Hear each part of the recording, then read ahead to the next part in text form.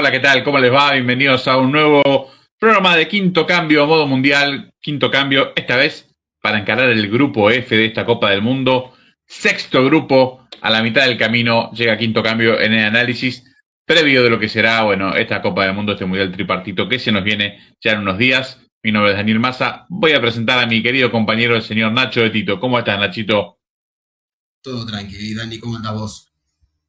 Todo bien, con ganas de hablar de fútbol, que es lo que nos tiene siempre en Quinto Cambio.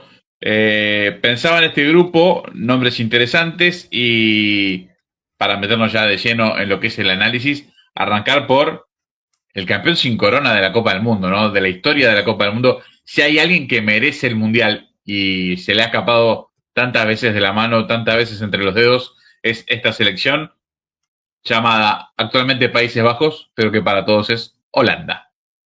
Exactamente. Creo que lo dijiste a la perfección, Dani, el campeón sin corona. Yo lo titulé para que hablemos hoy como el mejor equipo no campeón de la historia de los mundiales, con algunos datos objetivos, ¿no? Con datos que no se pueden trucar, que uno es que en la tabla histórica del mundial, si sumamos todos los puntos de todos los mundiales, Holanda está octavo y tiene por encima los 7 de los 8 campeones, y noveno está Uruguay. O sea, Holanda históricamente ha sacado más puntos que Uruguay en Copa del Mundo y solo ha sacado menos que los otros 7 campeones. Tiene 3 subcampeonatos y en lo que es eficiencia, o sea, eficacia, porcentaje de puntos sacados, es tercero en la tabla histórica. Perdón, cuarto en la tabla histórica, por detrás de Brasil, Alemania e Italia. La verdad, una historia en Copa del Mundo excepcional que, bueno, tal vez si hubiese arrancado en los 30, tal vez tendría alguna estrella, tal vez tendría algún título. El tema es que, bueno, Holanda aparece, nace a nivel selección en el 74. Yo creo que si hubiese arrancado antes, tal vez podría haber arañado alguna otra. Quién sabe, tal vez tendría 7 subcampeonatos en vez de 3, quién lo sabe. Pero creo que, bueno, se sumó tarde a la fiesta y lo ha pagado con la escasez de títulos. Sí, pensaba en que la... A ver, si bien no se lo puede catalogar bajo ninguna circunstancia por la cantidad de veces que ha repetido buenas posiciones, no se lo puede denominar un equipo rachero, sí es una realidad que aparece y desaparece en la historia moderna de los mundiales desde 1974 para acá, casi de manera inexplicable. Por ejemplo, Sí, una generación maravillosa, 74-78, no juega el Mundial 82, no juega el Mundial 86, vuelve en el 90 y vuelve como campeón de Europa, o sea que ya volvía como un claro. candidato al Mundial, ¿sí? En el 94 tiene una, digamos, una refundación con una generación nueva que termina de ser candidata en 1998 y le pega así cerquita de nuevamente de ser campeón mundial. Y bueno, después lo vimos de vuelta, otra vez desaparecer, volver a los primeros planos. Es una selección que, nada, me parece que lo que le termina eh, de, de faltar para ser grande, obviamente, es ganar, pero además de eso, es mantener esta estabilidad y clasificar con continuidad, cosa que los campeones del mundo deben hacer.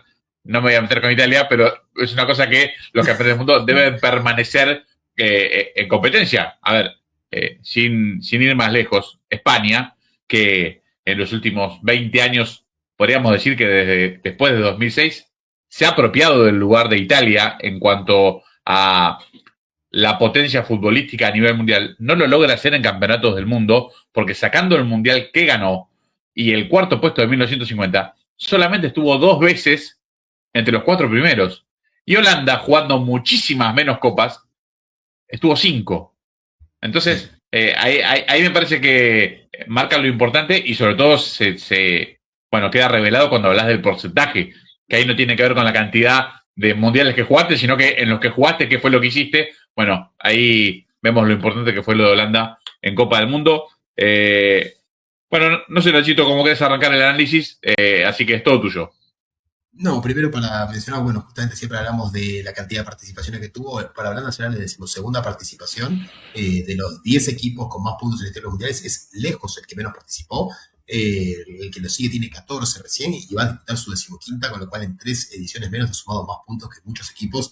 Desde ese lado, creo que desde los números, lo de Holanda es indiscutible. Le falta, obviamente, coronar. Otro dato que que pega también es que no pierde un partido en un mundial desde la final del 2010 contra España, como mencionaste justamente la selección española. En 2014 y en 2022 se fue en los penales, ambas justamente frente a la selección argentina, pero se terminó yendo invicta del mundial, con lo cual es un equipo que hace muchísimo que no sabe lo que es perder en un mundial, al menos en los 90 minutos. Después obviamente ha perdido bueno, mismo con España tampoco perdió en los 90 minutos, perdió en el tiempo extra, así que andás a ver cuándo fue la última vez que realmente perdió en los 90. Creo, si no me equivoco, Dani, corregime, tiene que ser el 2006, justamente en el partido más violento de la historia de los mundiales contra Portugal. Exactamente, sí, no recuerdo una derrota anterior. Y es más, dijiste los 90 y pensaba, si tenemos que ir antes que eso, en el 98, pero por penales también. Así que, evidentemente, es un Claro, equipo que, bueno, no pierde habitualmente por Copa del Mundo, más allá de, en el medio, tener ausencias, lo que es lo más extraño. Porque es evidente que le claro, cuesta más la eliminatoria que el Mundial. Una cosa bien rara. sí. Sí, hace poco, bueno, en el Mundial 2018 quedó afuera.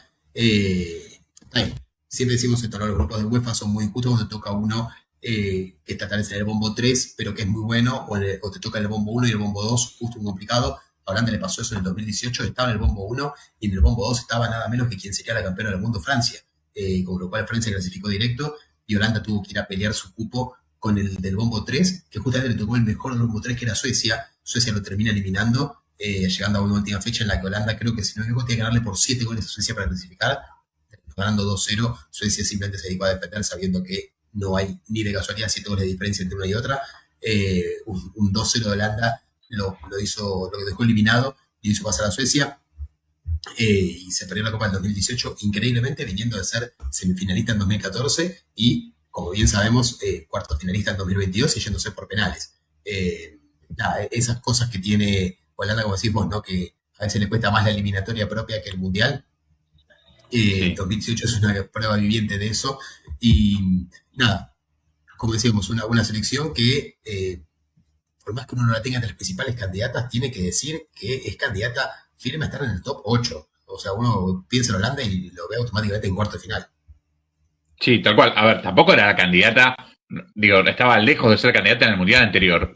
Y recordemos que Argentina, que fue a la postre el campeón, le ganó por penales y en un partido que, a ver, si bien futbolísticamente tiene 50 análisis distintos para hacer 50, lo podemos analizar desde 50 lugares distintos, un técnico como Van Gaal, al que toda la vida se lo acusó de seguir su libro, que ya en un momento rompió todo, cambió todo, empezó a jugar a la que te criaste, a la vieja, a los pelotazos, puso un monstruo de 2 metros y te empató el partido. A ver, y casi te lo gana, porque Sí, sí, llega un sí. momento que el fútbol tiene eso, que son momentos, como diría el gran Miguel Ángel Russo, son momentos. El fútbol en un momento cambia la ecuación y podés perder un partido que decís, ¿cómo puede ser que vaya a quedar yo eliminado de esta forma? Bueno, de hecho pasó mismo en la final. Argentina le pegó un baile tremendo a Francia durante casi 80 minutos. Francia descuenta, a la siguiente jugada empata. Y la verdad, estaba más para ganarlo que para perderlo. Vamos Sí, sí. a lo real. En Sí, ese 80 minutos fue de lapsus, toda Argentina y los últimos 40 fueron de Francia. tal cual. A ver, tenemos un millón de pruebas. Bueno, siempre uno queda marcado por las finales, pero, por ejemplo, la famosa final del Camp Nou entre Bayern Múnich y Manchester United, ¿sí? Que Sí, Bayern le fue ganando durante 80 minutos, le empatan en la última y en el tiempo agregado se lo dan vuelta. Bueno, River con Flamengo, otro partido sí. igual. River estuvo ganando todo el partido y en las últimas dos pelotas pierde la copa. Bueno, tiene eso de maravilloso el fútbol que no entra en el guión de una película y bueno, Holanda tranquilamente está capacitado, que es lo que hablamos siempre de los equipos grandes, ¿no? Aunque uno no los tenga en la lista, por ahí te aparece alguno que no está en el radar de los principales, tiene 5 o 6 partidos maravillosos y te lleva a un lugar que, bueno, insospechado. Y créanos, en el Mundial ha pasado muchas Sí, veces, que uno de esos que no tiene nadie anotado de repente aparece y se transforma en una estrella. Muchas veces. ni hablar, ni hablar. Más una Holanda que ha demostrado que a veces no necesita de nombres rutilantes para dar la talla en un mundial. El mundial pasado, yo me acuerdo de hablarlo, creo que inclusive lo hablamos entre nosotros cuando todavía hacíamos el programa de radio, de que en nombres era la peor Holanda en mucho tiempo. Inclusive era peor que la que se había quedado afuera en 2018. Uno decía, en 2018 a esta le gana y esta se metió en cuarto final del Mundial. Entonces, y acá me meto ya con lo que es un poco el análisis del equipo. Vamos a poner alguna imagen, al menos para ir ilustrando esto, en la que Ronald Koeman, que ya había dirigido la selección, se fue para agarrar al Barcelona. El Barcelona no se fue muy bien, ahora vuelve a la selección. Un Koeman que pensó más en el equipo que en los nombres. Él dijo, bueno, tal vez no tengo un Bergkamp, no tengo un Robben, no tengo un Sneijder, vamos a armar un equipo sólido y sí que lo armó. La verdad tiene, bueno, lo que tiene Holanda, que creo que podemos estar todos de acuerdo, es hoy en día una defensa, al menos en nombres, ¿no? Tal vez no son defensores a la antigua como Baresi, como Cannavaro, como Lucio, como Maldini, pero son jugadores, defensores modernos de lo mejor del mundo. Estamos viendo a Dumfries, estamos viendo a Van Dijk, estamos viendo a Ake, está Frimpong en el banco. O sea, cualquier equipo que Frimpong sería el lateral titular en cualquier equipo, está en el banco. Tenemos a Timber, no vemos el nombre de Delight, que no ha convencido a Koeman, no está jugando mucho, por lo cual va a tener que esperar en el banco. Otro que sería titular en cualquier equipo del mundo y acá en cualquier equipo. Afuera, cualquier equipo será titular, inclusive Argentina campeón del mundo sería titular, en Brasil sería titular, en Inglaterra y en España sería titular, y acá en Holanda está esperando en el banco. Un Koeman que pensó más en el equipo, no en los nombres propios, y creo que armó un equipo muy interesante que va a ser difícil de voltear. De vuelta, no tenés un Bergkamp, no tenés un Robben, no tenés un Sneijder, no tenés un Cruyff, no tenés un Van Basten, si vamos más para atrás, encontramos de todo, pero que se armó muy bien, que arrasó en las eliminatorias, que hizo una muy buena Eurocopa, se sacó de encima, por ejemplo, a la revelación Turquía, justamente de la cual hablamos en el capítulo anterior. Le ganó bien, le dio vuelta al partido, llegó a semifinales, la pierde por casualidades, pero Holanda siempre parece que está, y no creo que esta sea la excepción. Armó un equipo interesante. ¿Sabes que tiendo a verlo sin descubrir nada? Habla con los entrenadores y es una tendencia que, bueno, en los últimos 10, 12 años se ha marcado fuertemente y uno, habitualmente la mirada va para ahí. Como cuando nosotros éramos chicos iba al 10 y al 9, hoy uno no puede dejar de mirar a los laterales, porque sabe que, bueno, como se construye desde abajo en el fútbol actual, bueno, mucho de lo que pasa va a salir de ahí. Y los laterales de Holanda, así, Ojo con eso, porque decimos, bueno, no tiene un Bergkamp, no tiene un Kluivert, no tiene sí, pero mirá los laterales que tiene.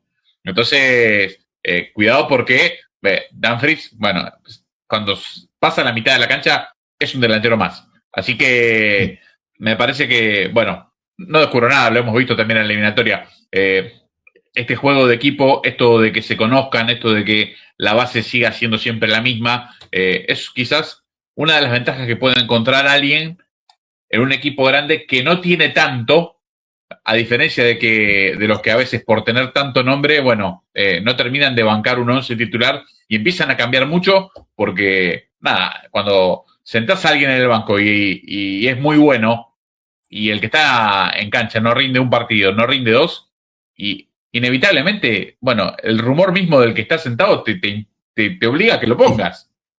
Sí, definitivamente. Y eso que deja muchos monstruos en el banco o afuera, ¿no? Ya hablamos de Delight, ya hablamos de Frimpong. No me quiero olvidar también de, bueno, un jugador que se va a perder el Mundial como Xavi Simons. Xavi Simons fue clave en la Eurocopa, fue clave, fue importantísimo, una de las piezas importantísimas de Koeman. No va a estar en el Mundial, y cuando vos ves a Holanda no parece, o sea, no decís, uy, falta Xavi Simons, lo reemplazaron rápidamente. Vos ves el equipo y sentís que no le falta nada. Tampoco está justamente el hijo de uno de los que nombraste, Dani, Justin Kluivert, tampoco está, no tuvo una buena temporada y perdió el puesto. Como decías vos, acá 1 o 2 partidos que no rendís y tenés un tipo que está no medio escalón abajo, un cuarto de escalón abajo tuyo, que está listo para entrar y está listo para ofrecerle otra cosa al técnico, y eso es lo que tiene Holanda. De vuelta, no tiene una superfigura, una superestrella. Creo que sacando Van Dijk, ninguno de los que están acá es el mejor del mundo en su posición. Sí, y te diría tampoco top 3 del mundo en su posición, pero son todos top 15 del mundo en su posición, top 20, y el suplente es top 25, top 30, con lo cual Nada, un recambio importante y muchos jugadores en muy buen nivel. Y claramente ya un plantel que se conoce de memoria. Un Ronald Koeman que todos pensábamos, al menos yo también lo pensaba, que después del fracaso en Barcelona su carrera iba en declive. Le devolvieron la selección de Holanda, luego metió una muy buena Eurocopa, metió una muy buena eliminatoria. Y yo creo que en este grupo es candidato a llevárselo. Mira, si no fuese porque yo le tengo mucha fe a Japón, te diría con 9 puntos y arrasando, pero creo que tranquilamente puede igualmente salir primero con 7 puntos, o mismo con 9 ganándole a Japón. No creo que lo vaya, no creo que le gane 3-4-0 a Japón.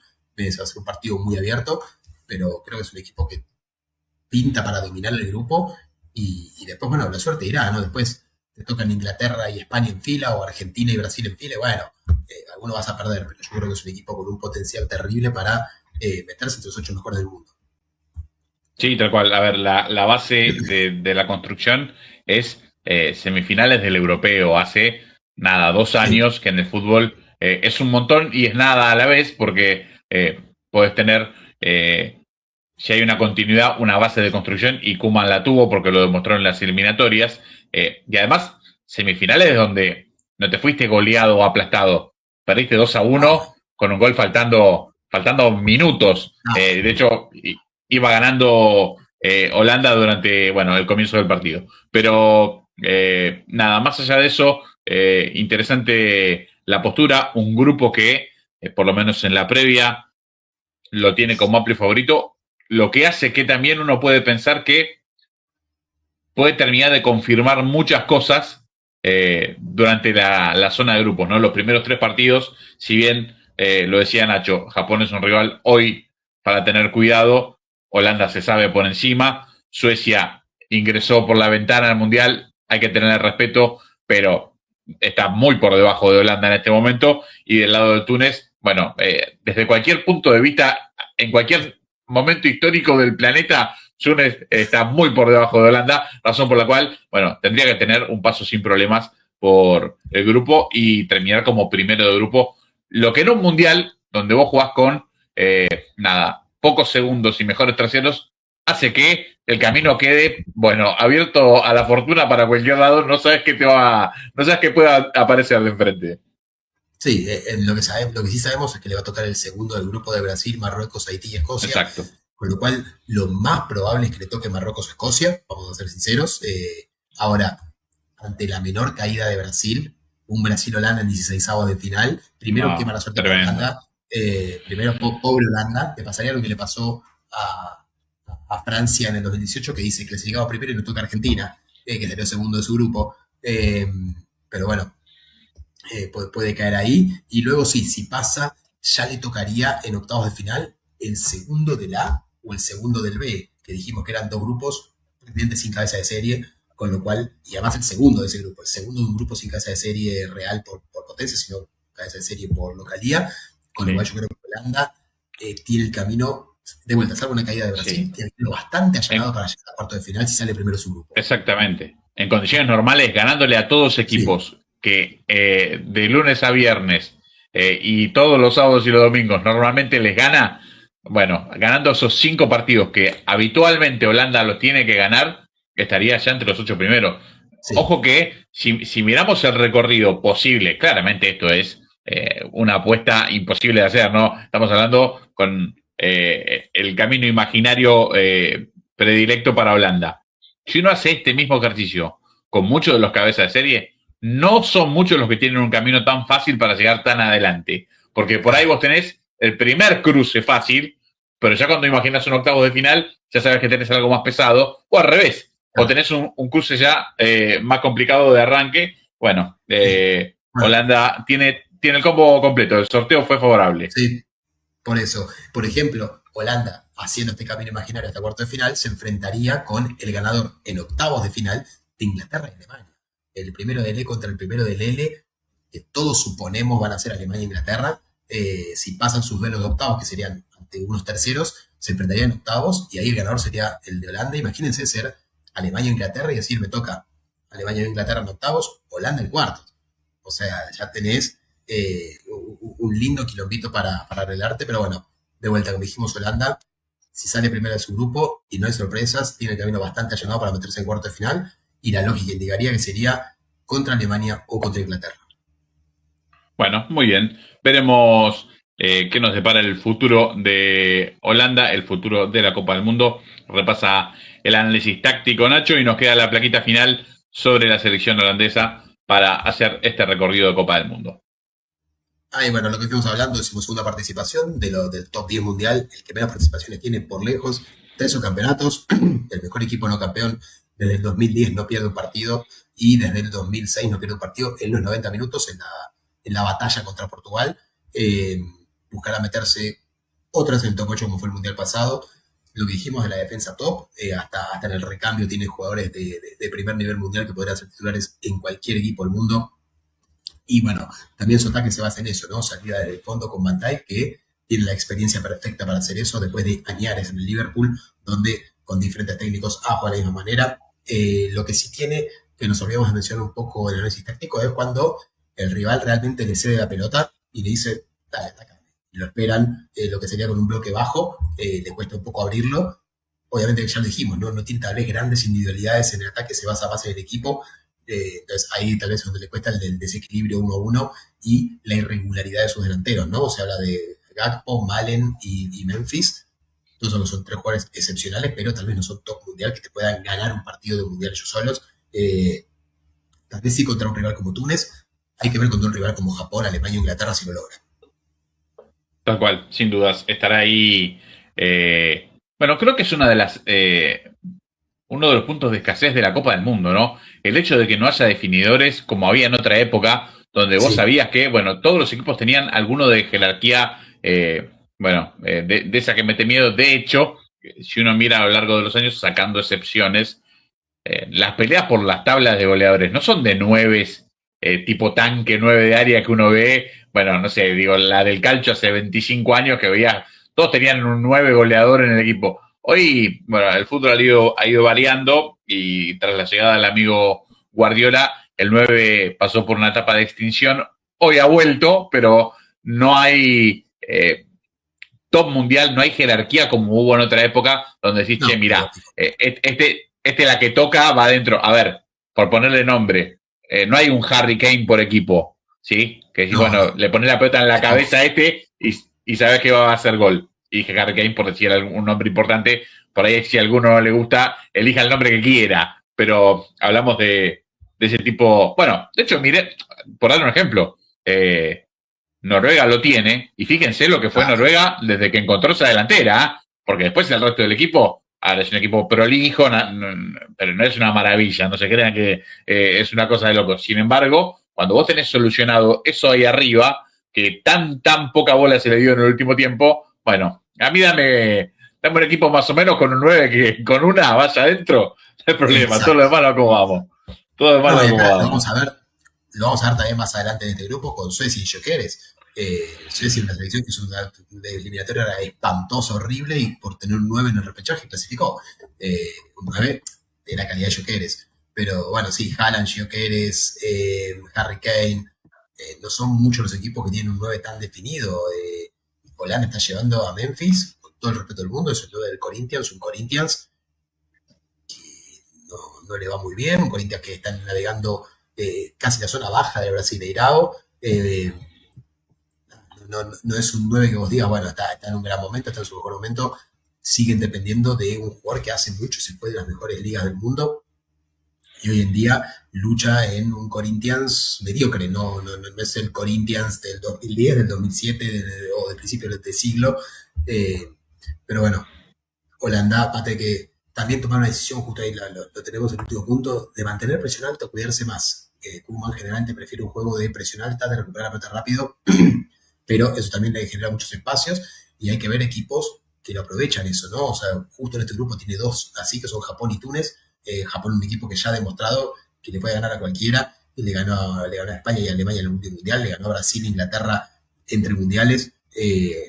Holanda va a tener que tomar una decisión y Koeman ha demostrado que no le tiembla el pulso a la hora de cambiar, que no va a morir con la suya y que si tiene que cambiar para un partido lo va a hacer. Así que puede ser que veamos cambios tácticos, tal vez en vez de parar la línea a mitad de cancha, que la pare un poquito más atrás. Lo que sí es, en vez de un bloque alto, tal vez un bloque medio con otros equipos que sabemos que de contra han complicado en muchas selecciones grandes. Bueno, muy bien. Prestaremos atención a ver cuáles son los cambios y qué postura adopta Koeman y Holanda de cara a quién es el rival, ¿no? Eso también es interesante y, bueno, un poco la primera ronda nos va a ayudar a descubrirlo también contra rivales de diferente categoría y de diferente forma de jugar. Así que, bueno, ahí estará la incógnita del lado holandés. Nachito, ¿tenés algo más o vamos directo Eh, a la foto? tenemos el dato argentino, obviamente, el de Dato siempre, argentino. que en este caso con Holanda hay muchísima historia. Acá vamos a poner Ahí una está, imagen mirá. de 1974, por ejemplo. Alemania y Argentina perdón, Alemania. Holanda y Argentina se enfrentaron 6 veces en mundiales. Y Argentina eliminó a Holanda 3 veces, pero solo le ganó una y en los 90 minutos nunca le ganó. Le ganó en el 78 en la final del mundo por 3-1 en tiempo suplementario. Después lo eliminó en 2014 y en el 2022 por penales. Y después las otras fueron 2 victorias de Holanda, la que dimos en el 74 y una muy dolorosa en el 98. Y después hay otro empate más por fase de grupos en el año 2006.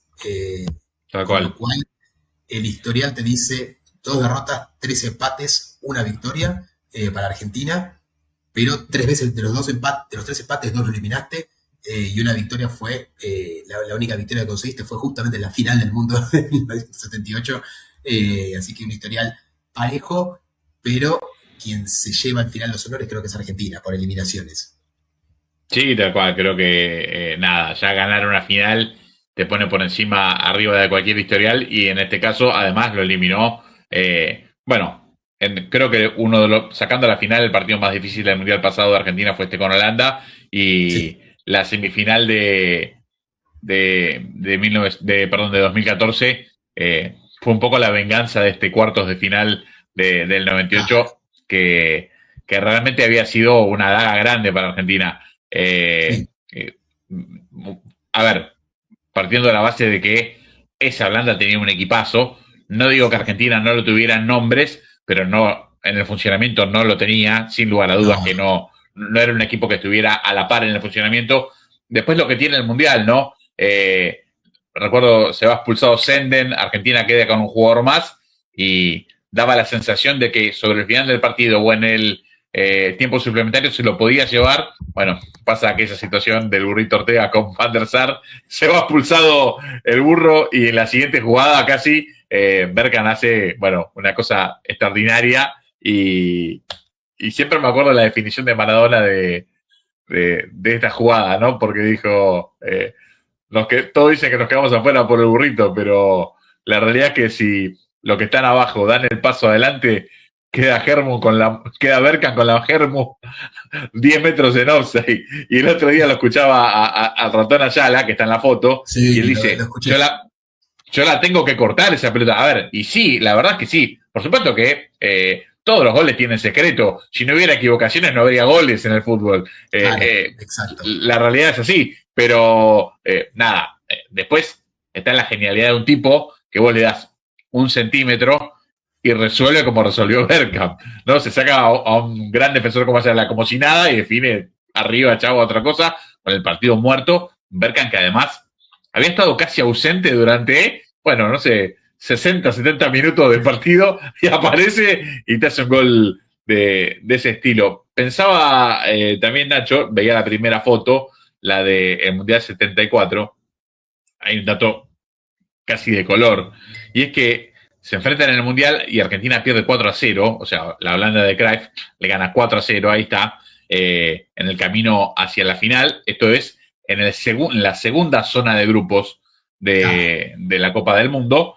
de aquel año, pero lo que no todo el mundo sabe o no todo el mundo recuerda, sacando lo que, bueno, ya peinan canas y si pueden peinar algo, porque estamos hablando de personas de alrededor de 60 años o más, eh, es que antes del Mundial jugaron un amistoso y también terminó 4-0. O sea que en 2 partidos le metió 8 goles Holanda. Una Holanda que jugaba no a otra cosa, era otro deporte el que jugaba esa Holanda. sí.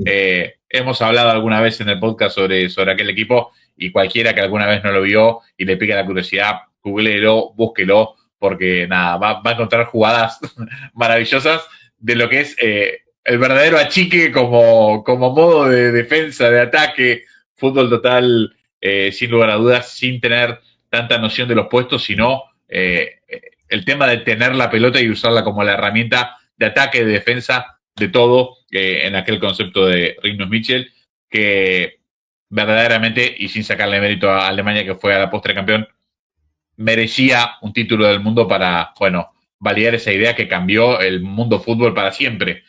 Nunca más se volvió a jugar al fútbol igual después de ver aquella Holanda de 1974. Bueno, gran recuerdo de Nacho, gran repaso de la rivalidad entre Argentina y Holanda, que tiene un pedazo de historia de Copa del Mundo, sobre todo si pensamos que del 74 para acá, porque en la previa, Argentina sacando el Mundial del 30, ninguno de los dos había tenido grandes participaciones, ¿sí? Y son dos de las selecciones que, bueno, tienen la historia moderna de la Copa del Mundo como grandes animadores. Yo le pedí una foto al señor Nacho de Tito y la foto tiene que ver también con esa época, pero acá sí es un dato de color porque tenemos en círculos dos camisetas que parecen exactamente iguales, pero tienen una diferencia que está señalada en aquel punto. Vamos a explicarlo. El proveedor de la indumentaria de Holanda en aquel año, en 1974, era la marca de las tres tiras, Adidas, marca alemana por excelencia. Pero hay un tema, la figura del equipo de Johan Cruyff era jugador de la marca Puma. Puma era la marca que lo patrocinaba. Razón por la cual Cruyff dijo, yo las tres tiras no me las pongo. Son de mi rival, no las uso. Bueno, lo quisieron convencer. Según dicen los libros de historia a esta altura, podemos decir, hubo negociaciones. Algunos dicen que pidió más plata y le dijeron que no. Otros dicen que negó la oferta, que aunque hubiera dinero iba a decir que no.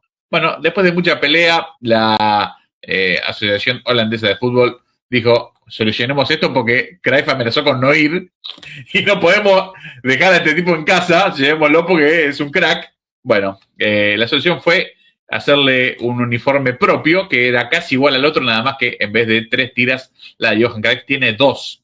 Vemos ahí el número 14, dos tiras en la camiseta, dos tiras en el pantalón y dos tiras en las medias. Una camiseta que, bueno, es histórica, icónica, y el número 14 de Holanda, increíblemente en el único mundial que jugó en la espalda de Johan Cruyff, que jugó los 6 partidos de aquella Copa del Mundo, quedó en la historia casi, diríamos que casi se pone en el Olimpo del fútbol si hubiese levantado la Copa del Mundo. Yo creo que lo que diríamos de Cruyff si hubiese sido campeón del mundo, a ver, no le bajo el precio porque fue un crack igual, pero sin lugar a dudas hablaríamos de él desde otro lugar si hubiese sido campeón. Bueno, todo esto que hablamos fue con una camiseta diferente a la de sus compañeros. Una cosa increíble, imposible en el día de hoy, pero que sí, bueno, fue posible en aquellos años donde recién arrancaba el patrocinio de las marcas de las camisetas. Cruyff con su camiseta de dos tiras. Sí, además con la rivalidad histórica de Puma y Adidas desde sus inicios, ¿no? Recordemos que Puma se funda Claro. separándose de Adidas porque por una pelea de hermanos que venía desde la Segunda Guerra Mundial, ¿no? Adidas, básicamente se llama Adidas por Adolf Dassler, que es uno de los fundadores, y su hermano. Busquen la historia, creo que una vez la contamos en algún podcast, la historia de los Dassler, que se acusaron el uno al otro de ser de las SS, de ser del partido nazi, para que lo arresten al otro y que el otro pierda el negocio a ese nivel.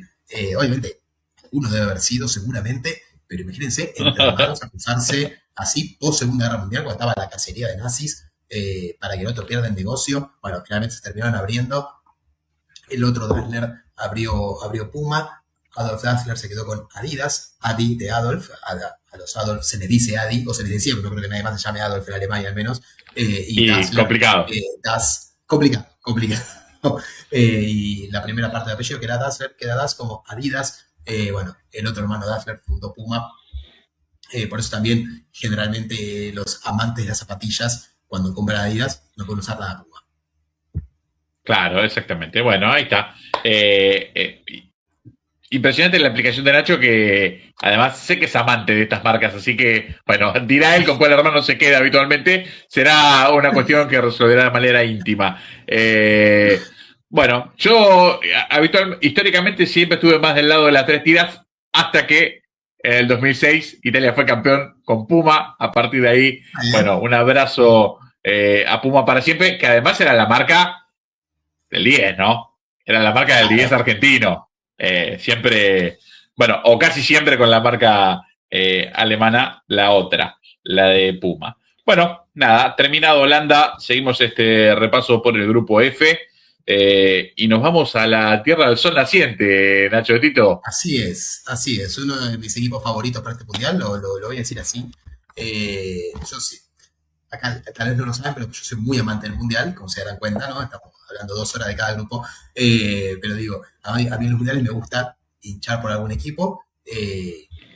Y generalmente elijo uno, ¿no? El mundial pasado fue Senegal, este mundial yo creo que van a ser Senegal y Japón.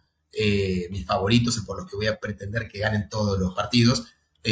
Japón tiene, bueno, también lo hablamos mucho en otro podcast, un proyecto histórico en 1992 que se llamaba Japón 2092, en el que planteaban de acá a 100 años ganar una Copa del Mundo, con el límite de que sean 2092. Sacando eso, puede ser cualquier año. Se pusieron un objetivo tranquilo los muchachos a 100 años. En algunos países los objetivos no duran ni 4. Bueno, acá dijeron, de acá a 100 años vamos a ganar la Copa del Mundo y empezaron a hacer todo lo posible para eso, copiando de los mejores países del mundo, copiando sistemas juveniles de algunos, copiando hinchadas de otros. O sea, copiaron hinchadas argentinas para tener aliento. Ustedes vean, por ejemplo, cuando la hinchada de Japón canta en un mundial, que siguen cantos argentinos. Que se escucha y se escucha porque lo aprendieron en Argentina, no es que se les ocurrió a ellos, no es que un día vieron un video, son gente que fue a Argentina, adoptó de las mejores tribunas de la Argentina y se lo llevó a Japón para tener lo mejor de cada uno. Cuando se ponen un objetivo, Sí, la versión de pasos al costado, de pasos al costado de Turf en japonés en la cancha es de lo más maravilloso que alguien puede escuchar en una tribuna de fútbol. Pero, ni idea qué dicen, ¿no? Pero no, realmente espectacular. Después, bueno, por ejemplo, el Tokio FC tiene los colores de San Lorenzo y muchas veces los hinchas del Tokio FC viajaron a Argentina para tomar clases de hinchada. Y hay banderas en Tokio FC que dicen Boedo, que dicen San Lorenzo, y cantan canciones de San Lorenzo, obviamente en japonés con otra letra, quién sabe de vuelta lo que dicen. Pero bueno, esta unión entre las hinchadas argentinas y japonesas es de fines de los 90 a principios de los 2000. Un Japón que cuando jugó su primer mundial en el 98 y perdió los 3 partidos, incluido contra los Reggae Boys de Jamaica, dijeron, el próximo mundial es en casa, algo tenemos que hacer, no nos puede pasar esto. Era su primera participación mundialista. Bueno, desde ahí algo cambió porque nunca más faltaron un mundial. Esta va a ser la 8ª participación de Japón y la 8ª de manera consecutiva. Desde 1998 no se ausenta. En 4 de ellas, desde las 7 anteriores, pasó de fase. Buscará que esta sea la 5ª en la que pase de fase. Japón es el primer mundial que va a jugar con clasificación del tercero, porque ellos arrancaron a jugar en el 98 siempre con 32 equipos, cada vez que quedaron terceros o para abajo quedaron afuera. Esta vez tienen una puerta más, pero Japón ya va tocando las puertas de los cuartos de final hace mucho tiempo. En el 2018, acá tenemos una imagen derrotada del número 10 de Japón, con los jugadores belgas atrás, un Japón que le ganaba 2-0 a Bélgica en octavos de final, estaba con un pie en cuartos de final y termina perdiéndolo 3-2 en el último minuto. O para los que recuerden el mundial pasado, también Japón le ganaba a Croacia 1-0 y todos pensamos en tener un Japón-Brasil en cuartos de final. Pero bueno, lo empató el equipo de Modric y después el famoso Livakovic, el arquero croata, se transforma en héroe atajando, creo que todos menos uno de los penales de Japón para meter a Croacia en los cuartos de final y darle otra decepción al conjunto japonés, que este año se pusieron el objetivo, la federación dijo el objetivo es cuartos de final, no lo van a negociar, y el propio entrenador dijo, nosotros sabemos que podemos ser campeones del mundo en esta edición. O sea, no dijo que podemos ser campeones del mundo de acá en adelante, dijo, sabemos que podemos ser campeones del mundo en esta edición y que están mentalizando a los jugadores para eso, para que crean que pueden ser campeones del mundo. El dicho al hecho. Quiero decir algo. Compro todo el humo de la locura que declaran los entrenadores. No me importa nada. O sea, quiero que los 48 digan una cosa así. No importa si tiene contenido, contexto. Nada, hay que salir y declarar. Alguno va a tener razón. Alguno le va a pegar. Así que, nada, bueno. A ver, quizás ve algo que desconocemos todos y tienen a Diegatsu Maradoratsu y de repente Japón se convierte en una potencia mundial. Realmente, si bien, como decía Nacho, uno ve la evolución, es imposible de negar. Consideramos que con un buen cuadro puede llegar a lugares muy interesantes y además con la forma de jugarse el mundial, que es una competición de eliminación directa, sí. Bueno, uno sabe que lo que puede pasar, de hecho, pasó el mundial pasado con Marruecos, sin ir más lejos, no hace falta ir muy atrás a buscarlo. Sí. Bueno, este mundial que encima abre más el juego por los mejores terceros que van a clasificar a la segunda ronda, bueno, tranquilamente nos puede poner a Japón en un lugar más que interesante. Inclusive puede hasta soñar con jugar, bueno, los 6 o los 8 partidos de esta Copa del Mundo.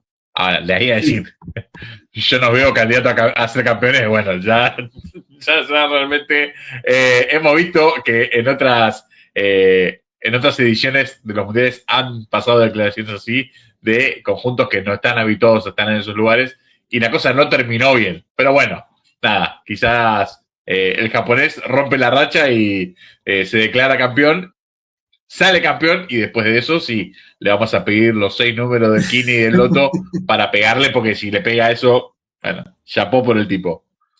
El señor Hajime Moriyasu es el mismo entrenador que dirigió en Qatar 2022 y fue ayudante de campo en el 2018, con lo cual tiene experiencias mundiales, tiene experiencia, conoce este plantel, conoce los jugadores de memoria, tiene un grave problema, que es que tiene muchos lesionados para este mundial en Japón, de otros, creo yo, su figura que es Mitoma, hace poco fue cortado la lista porque no llega por lesión, con lo cual va a tener algunas bajas, pero aún así el técnico siguió declarando que está entrenando para ser campeón, que quiere ser campeón del mundo, que tiene con qué lograrlo.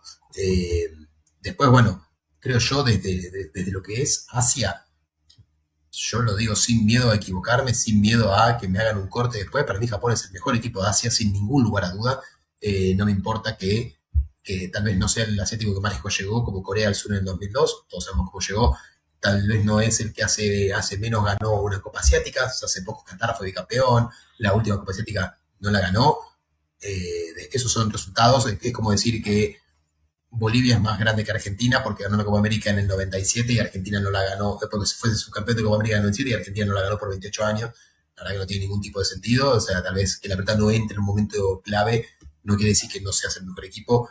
Japón lo demuestra con rendimiento, lo demuestra en competiciones donde realmente importa.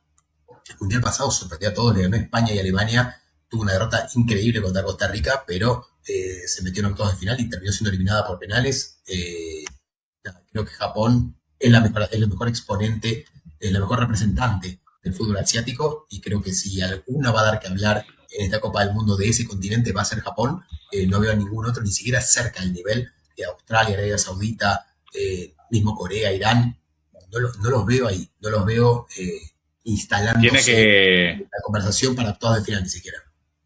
Pensaba, Nacho, tiene que romper el mismo problema que tiene México, que es pasar los octavos de final. Bueno, por supuesto, en lugar más reducido del lado de Japón, pero 4 veces ha sido la barrera de Japón, que nada, en aquel momento era el primer punto de eliminación en este mundial donde va a haber 16 avos de final. Bueno, ya pasar 16 avos de final lo va a hacer jugar un partido más, razón por la cual estaremos hablando de una actuación histórica si logra ese paso. Decía Nacho, y uno lo puede analizar con un par de cuestiones que se den. Bueno, tranquilamente puede ser ese su objetivo y, ¿por qué no?, de ahí para adelante. Sí, el problema que tiene Japón, como mencionamos justamente antes, de Países Bajos, de Holanda, que si sale segundo le toca a Brasil. Bueno, Japón, creo yo, es el máximo candidato para salir segundo en este grupo, con lo cual es muy probable que en 16avos le toque Brasil. Bueno, le ganó hace poco, ¿no? Digamos, en un amistoso, pero le ganó. Así como le ganó a Inglaterra, así como le ganó también a Alemania entre mundiales, 4-1 en Alemania. Japón jugó 41 partidos desde el último mundial hasta hoy. No sé si te animás a decir cuántos ganó, empató y perdió, Dani. 41 partidos fueron.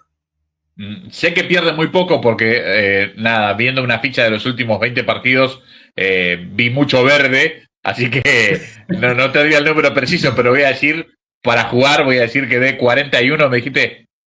Sí, 41. De 41 ganó 25. Ganó 31, empató 5 y perdió 5 nada más. Mirá, Y terrible, lo que lo ubica como, creo que si no recuerdo mal del análisis, la segunda mejor selección entre mundiales, después de Argentina. Pero Mirá. ellos juegan amistosos contra Brasil, Inglaterra, Sí, Alemania, sí, Argentina, te iba a decir, te iba a Curazao, decir, Mauritania. Argentina, más allá de Se su dedicó a otra poderío, cosa. porque es innegable, está como Rocky después de ganar la Apollo Creed, donde le pone rivales Claro, fáciles para mantener el título. exacto, Bueno, Argentina no tiene el exacto, título en juego, pero para mantener el invicto tiene rivales fáciles. Gracias al Chiqui. exacto. Pero bueno, volviendo a lo que es Japón, acá vemos una formación 3-4-2-1.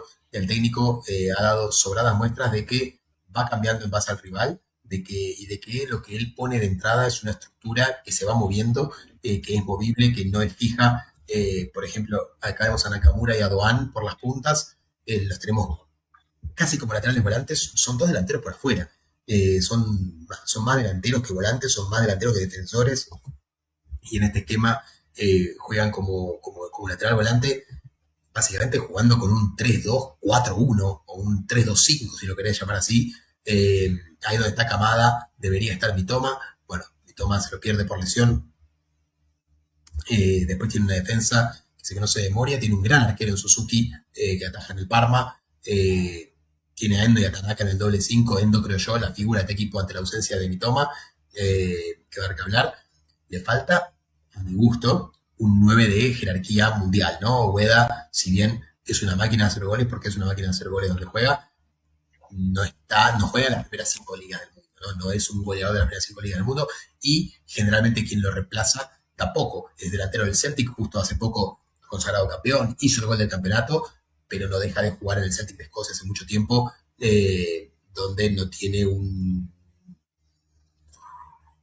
una competencia tan importante como la que pueden tener otros delanteros de otros equipos. Igualmente, gol no le falta, tiene mucha llegada. Doan, inclusive Doan, muchos partidos, el número 8 que vemos aquí, los números obviamente son ilustrativos. Doan, muchos partidos, el técnico lo ha puesto en el banco, por más que sean sus mejores valores, porque es un delantero muy rápido que cambia los partidos. Doan, recordemos, hizo goles en el Mundial pasado también.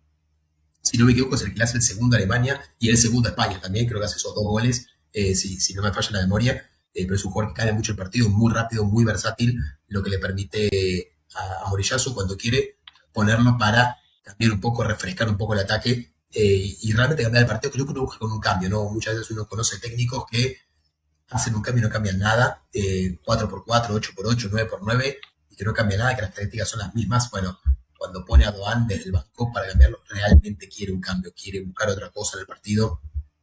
Te digo que piensa mucho en los partidos, como dijimos, muy versátil, ataque totalmente vertical y rápido. Eso no ha cambiado, eso lo vimos, inclusive creo que yo lo vimos más contra Alemania que contra España en el Mundial pasado. Así es como destaca el equipo, esa es la clave de este equipo: recuperar, salir rápido. Tiene muchos jugadores de ataque, tiene muchos jugadores rápidos, tiene muchos jugadores de buen pie, y yo creo que siempre y cuando no le planten, como se le dice acá en España, mientras no le pongan el autobús atrás en el arco, es un equipo que puede dar que hablar y que está armado para superar a los grandes. Está armado para ganarle a los Brasil, a los Alemania, a los Inglaterra, a los España, a los Argentina. Bueno, dependerá mucho, creo yo, ¿no? De cuando un equipo viene tan bien, y los números lo dicen, porque está acostumbrado a ganar, está acostumbrado a ganar en amistosos, en las instancias de competencia que tiene regionalmente.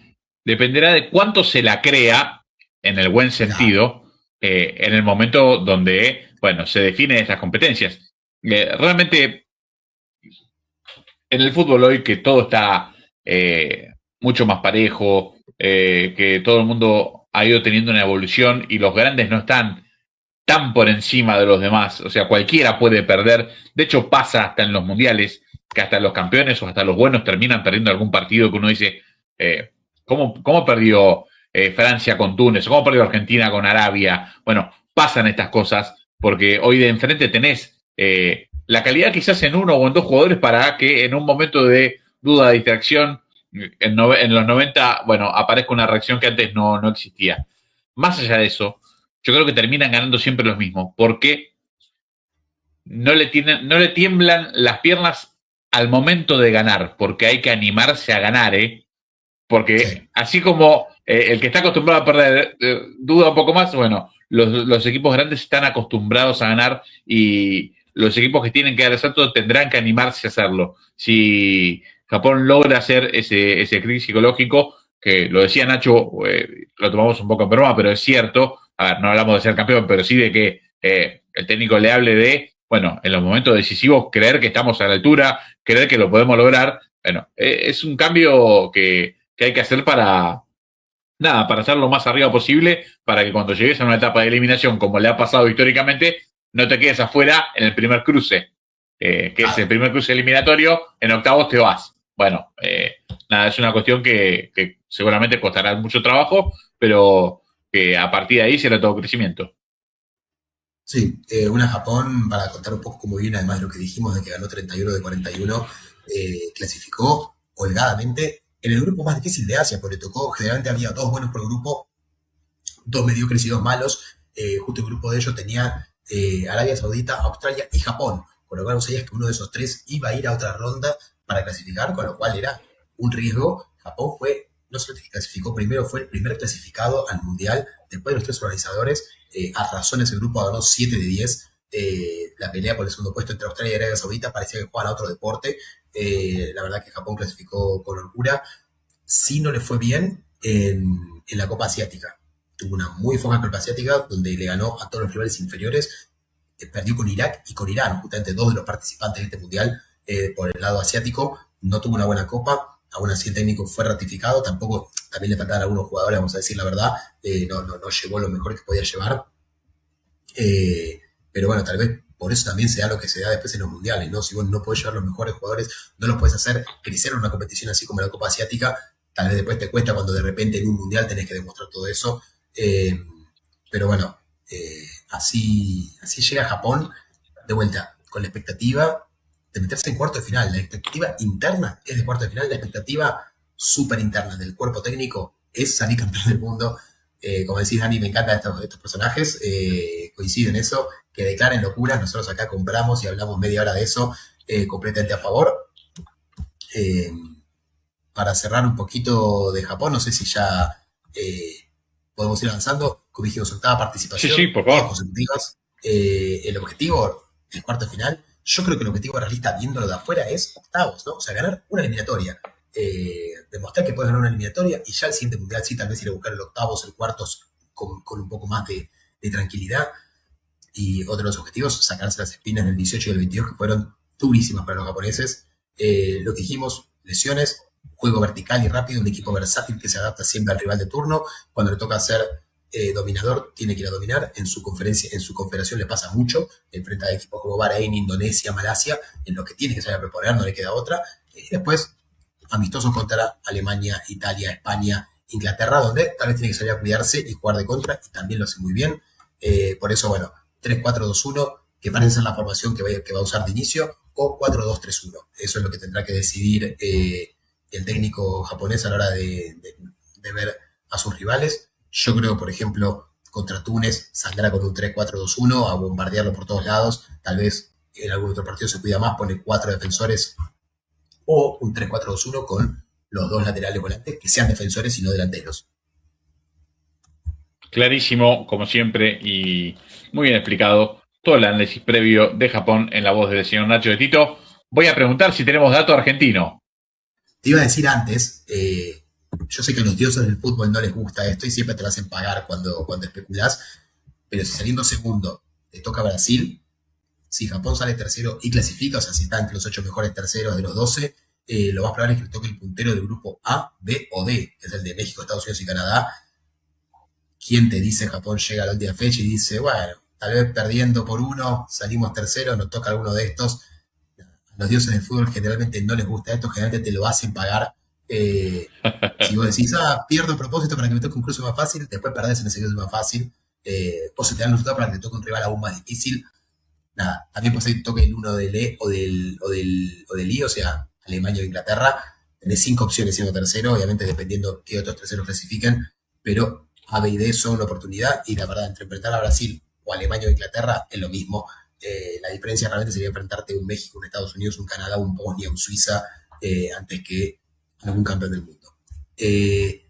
Total. Dato argentino, Japón, dijimos octava participación consecutiva. Bueno, su debut mundialista, su debut absoluto fue justamente frente a la Argentina, año 98, gol de Batistuta con el recordado espionaje de José Luis Félix Chilavert, ¿no? Chilavert contándole a los japoneses cómo jugaba Argentina, cuáles eran las fortalezas para que Japón pueda doblegarlo, frenarlo y empatarlo, ganarle a la selección argentina. Un Chilavert que sin ningún miedo a ser villano, como fue toda la vida, y él mismo lo decía, con esta cara, ¿qué puedo ser? Solo puedo ser un villano. Chilavert le dijo todos los secretos. Argentina le costó muchísimo, fue un partido durísimo ese de Argentina y Japón, finalmente lo pudo ganar con un gol de Batistuta. Una selección de Japón que, para darle un dato de color, en esa selección creo que había uno solo jugando fuera de Japón. Hoy es completamente diferente, los jugadores de Japón están todos esparcidos por Europa. Es raro encontrar un japonés que juegue el mundial que esté jugando efectivamente en Japón. Creo que hay uno o dos también, y uno de ellos es uno de los capitanes del equipo que ya tiene 37 años. No, me acordaba del video de Chilavert. Bueno, quedará pendiente, pero en algún momento lo vamos a pasar. Chilavert dice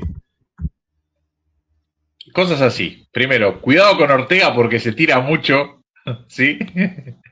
Total, esto en Argentina no lo van a ver. Cierra el video, lo que es maravilloso porque aún en esa época donde la globalización todavía le faltaba varios peldaños por subir, se filtró el video y llegó acá, ¿no? Y se terminó viendo.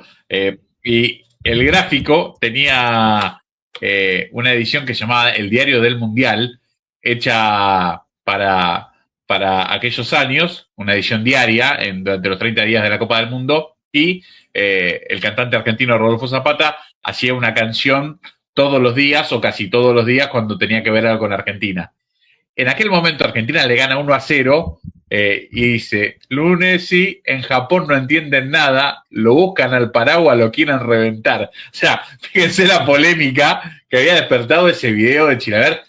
Pensemos que Chilavert, como decía Nacho, el papel de villano le quedaba perfecto, se peleaba con Boca, con River, con Maradona, con Gallardo, con el que se le pusiera adelante, no tenía problema con nadie, con Ruggeri, bueno, no había drama, pero no dejaba de jugar y vivir en Argentina hacía muchísimos años, y sin embargo iba a otro país y decía, no, mira, para jugar a la Argentina, para ganarle tienen que hacer una cosa maravillosa, ¿sí? Que, nada, muy de los 90, ¿no? Realmente hoy no creo que uno pueda pensar en Argentina una figura deportiva tan importante extranjera, no creo que volvamos a ver como fue Chilavert en aquel momento, y además es un personaje de ese estilo. Imagínense con la repercusión mediática del día de hoy en el día a día, sería, bueno, tremenda. Ahí está la imagen de Chila hablando con los japoneses, explicándole los secretos para ganarle a la selección de Pasarela. Un crack.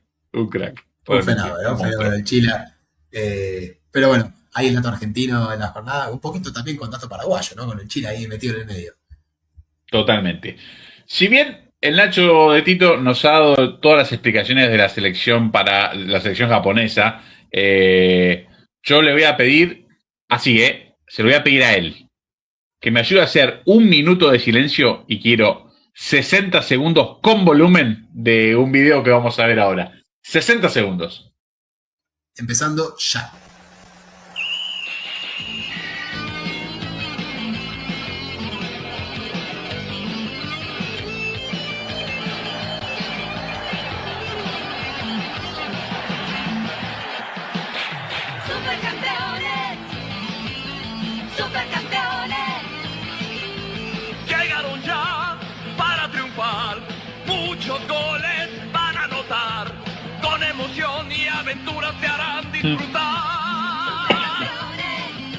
En grandes torneos participarán, con mucho entusiasmo el campo van a cruzar, no se detienen con nada con tal de ganar. En la portería y delantera no tienen rival, nada impedirá que con su audacia el triunfo puedan lograr.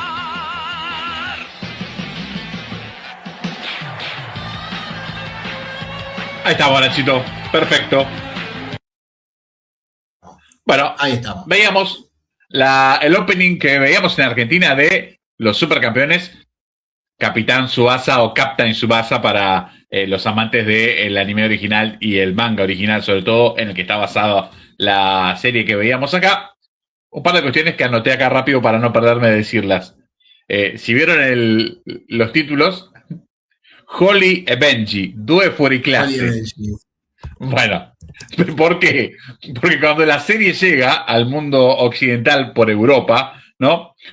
Uno de los primeros lugares donde recae es en Italia, ¿sí? Le dan el Captain Tsubasa, lo están, le dijeron, ¿qué Captain? ¿Qué sé yo? Holly e Benji, Due fuori clase. O sea, y campioni, y por eso quedaron los supercampeones. O sea, fueron a Francia, a España, y cuando llegaron a Sudamérica ya habían sido todos rebautizados con nombres latinos para que no nos pareciera tan loco. Pero bueno, ¿por qué vamos a hablar de esto? Primero porque fue el primer contacto que tuvimos con Japón en el fútbol desde Argentina, cuando aún éramos unos niños. Bueno, ver que un equipo de chicos japoneses jugaban al fútbol ya fue bastante choqueante. Segundo, porque fueron ídolos de la infancia. Y tercero, porque vamos a ver una foto con dos protagonistas del fútbol argentino que, si bien no estuvieron en el anime, sí estuvieron en el manga. Y hablo de, bueno, dos goleadores que tenían un paso por el fútbol japonés en aquel momento, que son Ramón Ángel Díaz y Ramón Medina Bello, que formaban parte del Yokohama Marinos y están acá con ese dibujo, que es el dibujo de cada uno, porque en justamente un manga de World Youth de 1994 aparecen los dos personajes dibujados de esta manera en un partido donde, bueno, Japón se preparaba para jugar algún tipo de torneo. Bueno, tenía un encuentro contra el Yokohama Marinos y los delanteros argentinos, ídolos de aquel equipo, aparecían en la serie del manga de los supercampeones o del Capitán Tsubasa. Y también, y aparece, aunque no tengamos la imagen, aparece el pelado Moner, que también tuvo un paso por el fútbol japonés, una cosa increíble realmente, ver al pelado Díaz y a Ramón Medina Bello en, bueno, el manga de esta gran serie.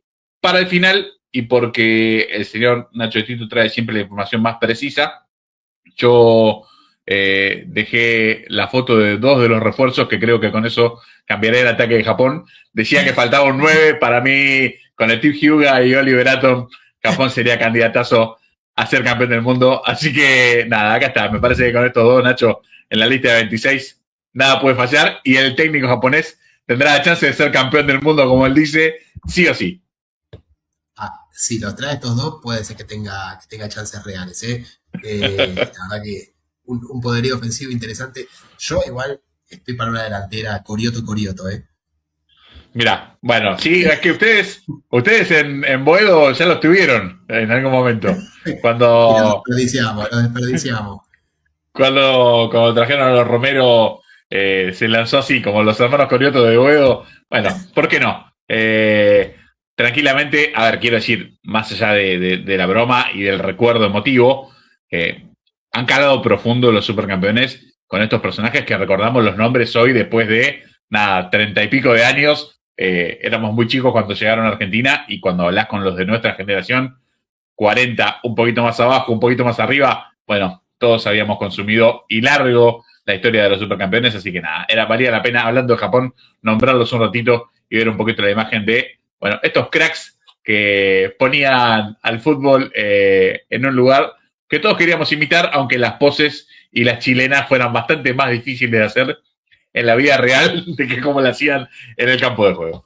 Así que nada, Chito, un placer, y terminamos con Japón por el momento para seguir con el repaso de este grupo F, que, quiero decir, este equipo que vamos a repasar es un equipo que por colores me cae bien habitualmente.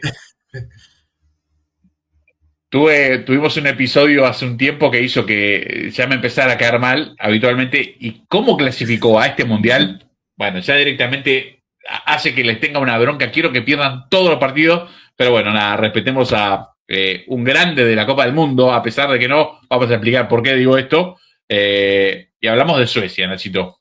Sí, Sí, Suecia también o sea, a pesar de los colores en mi caso, a pesar de los colores, una de mis selecciones favoritas desde el año 94, primer mundial que ya recuerdo con claridad, bueno, Suecia sale tercero, con, creo yo, el mejor equipo como equipo que ha armado en su historia, tal vez no los mejores nombres uno por uno, porque ha tenido una delantera que ha sido, por ejemplo, Zlatan Ibrahimovic, Henry Clarkson, creo que no hay mejor que eso, pero tal vez el resto del equipo no tenía la calidad técnica que sí tenía el del 94. Para mí el 94 termina quedándose afuera justamente, bueno, frente a Brasil, con un gol de Romario 1-0, pero bueno, una selección brillante. Acá lo vemos, por ejemplo, bueno, un muy joven Henry Clarkson, a la izquierda con rastas, a la derecha el goleador de Suecia en este torneo, que fue Kenneth Anderson, y justamente las dos puntas, Kenneth Anderson y Larsson, son los máximos goleadores de Suecia en los mundiales. 5 goles cada uno en mundiales para hoy en día ser los máximos goleadores de Suecia.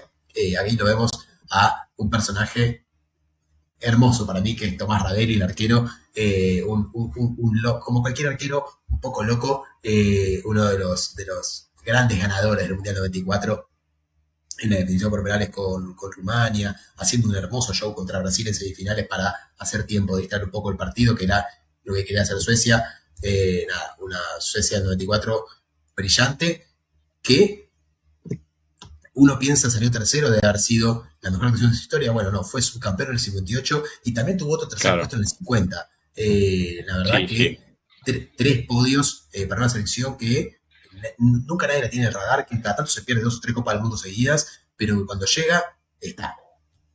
Nachito, te iba a decir, nombraste a Kenneth Anderson, a Ravelli, a Larsson, el 8 creo que era Ingleson, pero sí, para mí, mi preferido de esa selección es justamente el 11, Thomas Brolin, que era un crack, pero qué crack que era Brolin, por favor. Brolin aparece un poquito antes que esta generación, juega Italia 90, muy joven, tiene ahí alguna aparición con gol, y en este equipo, el equipo de 1994, era el líder futbolístico junto a Martin Dahlin, que era el morochito que destacaba porque tenía un color de piel muy diferente al resto de los rubios suecos.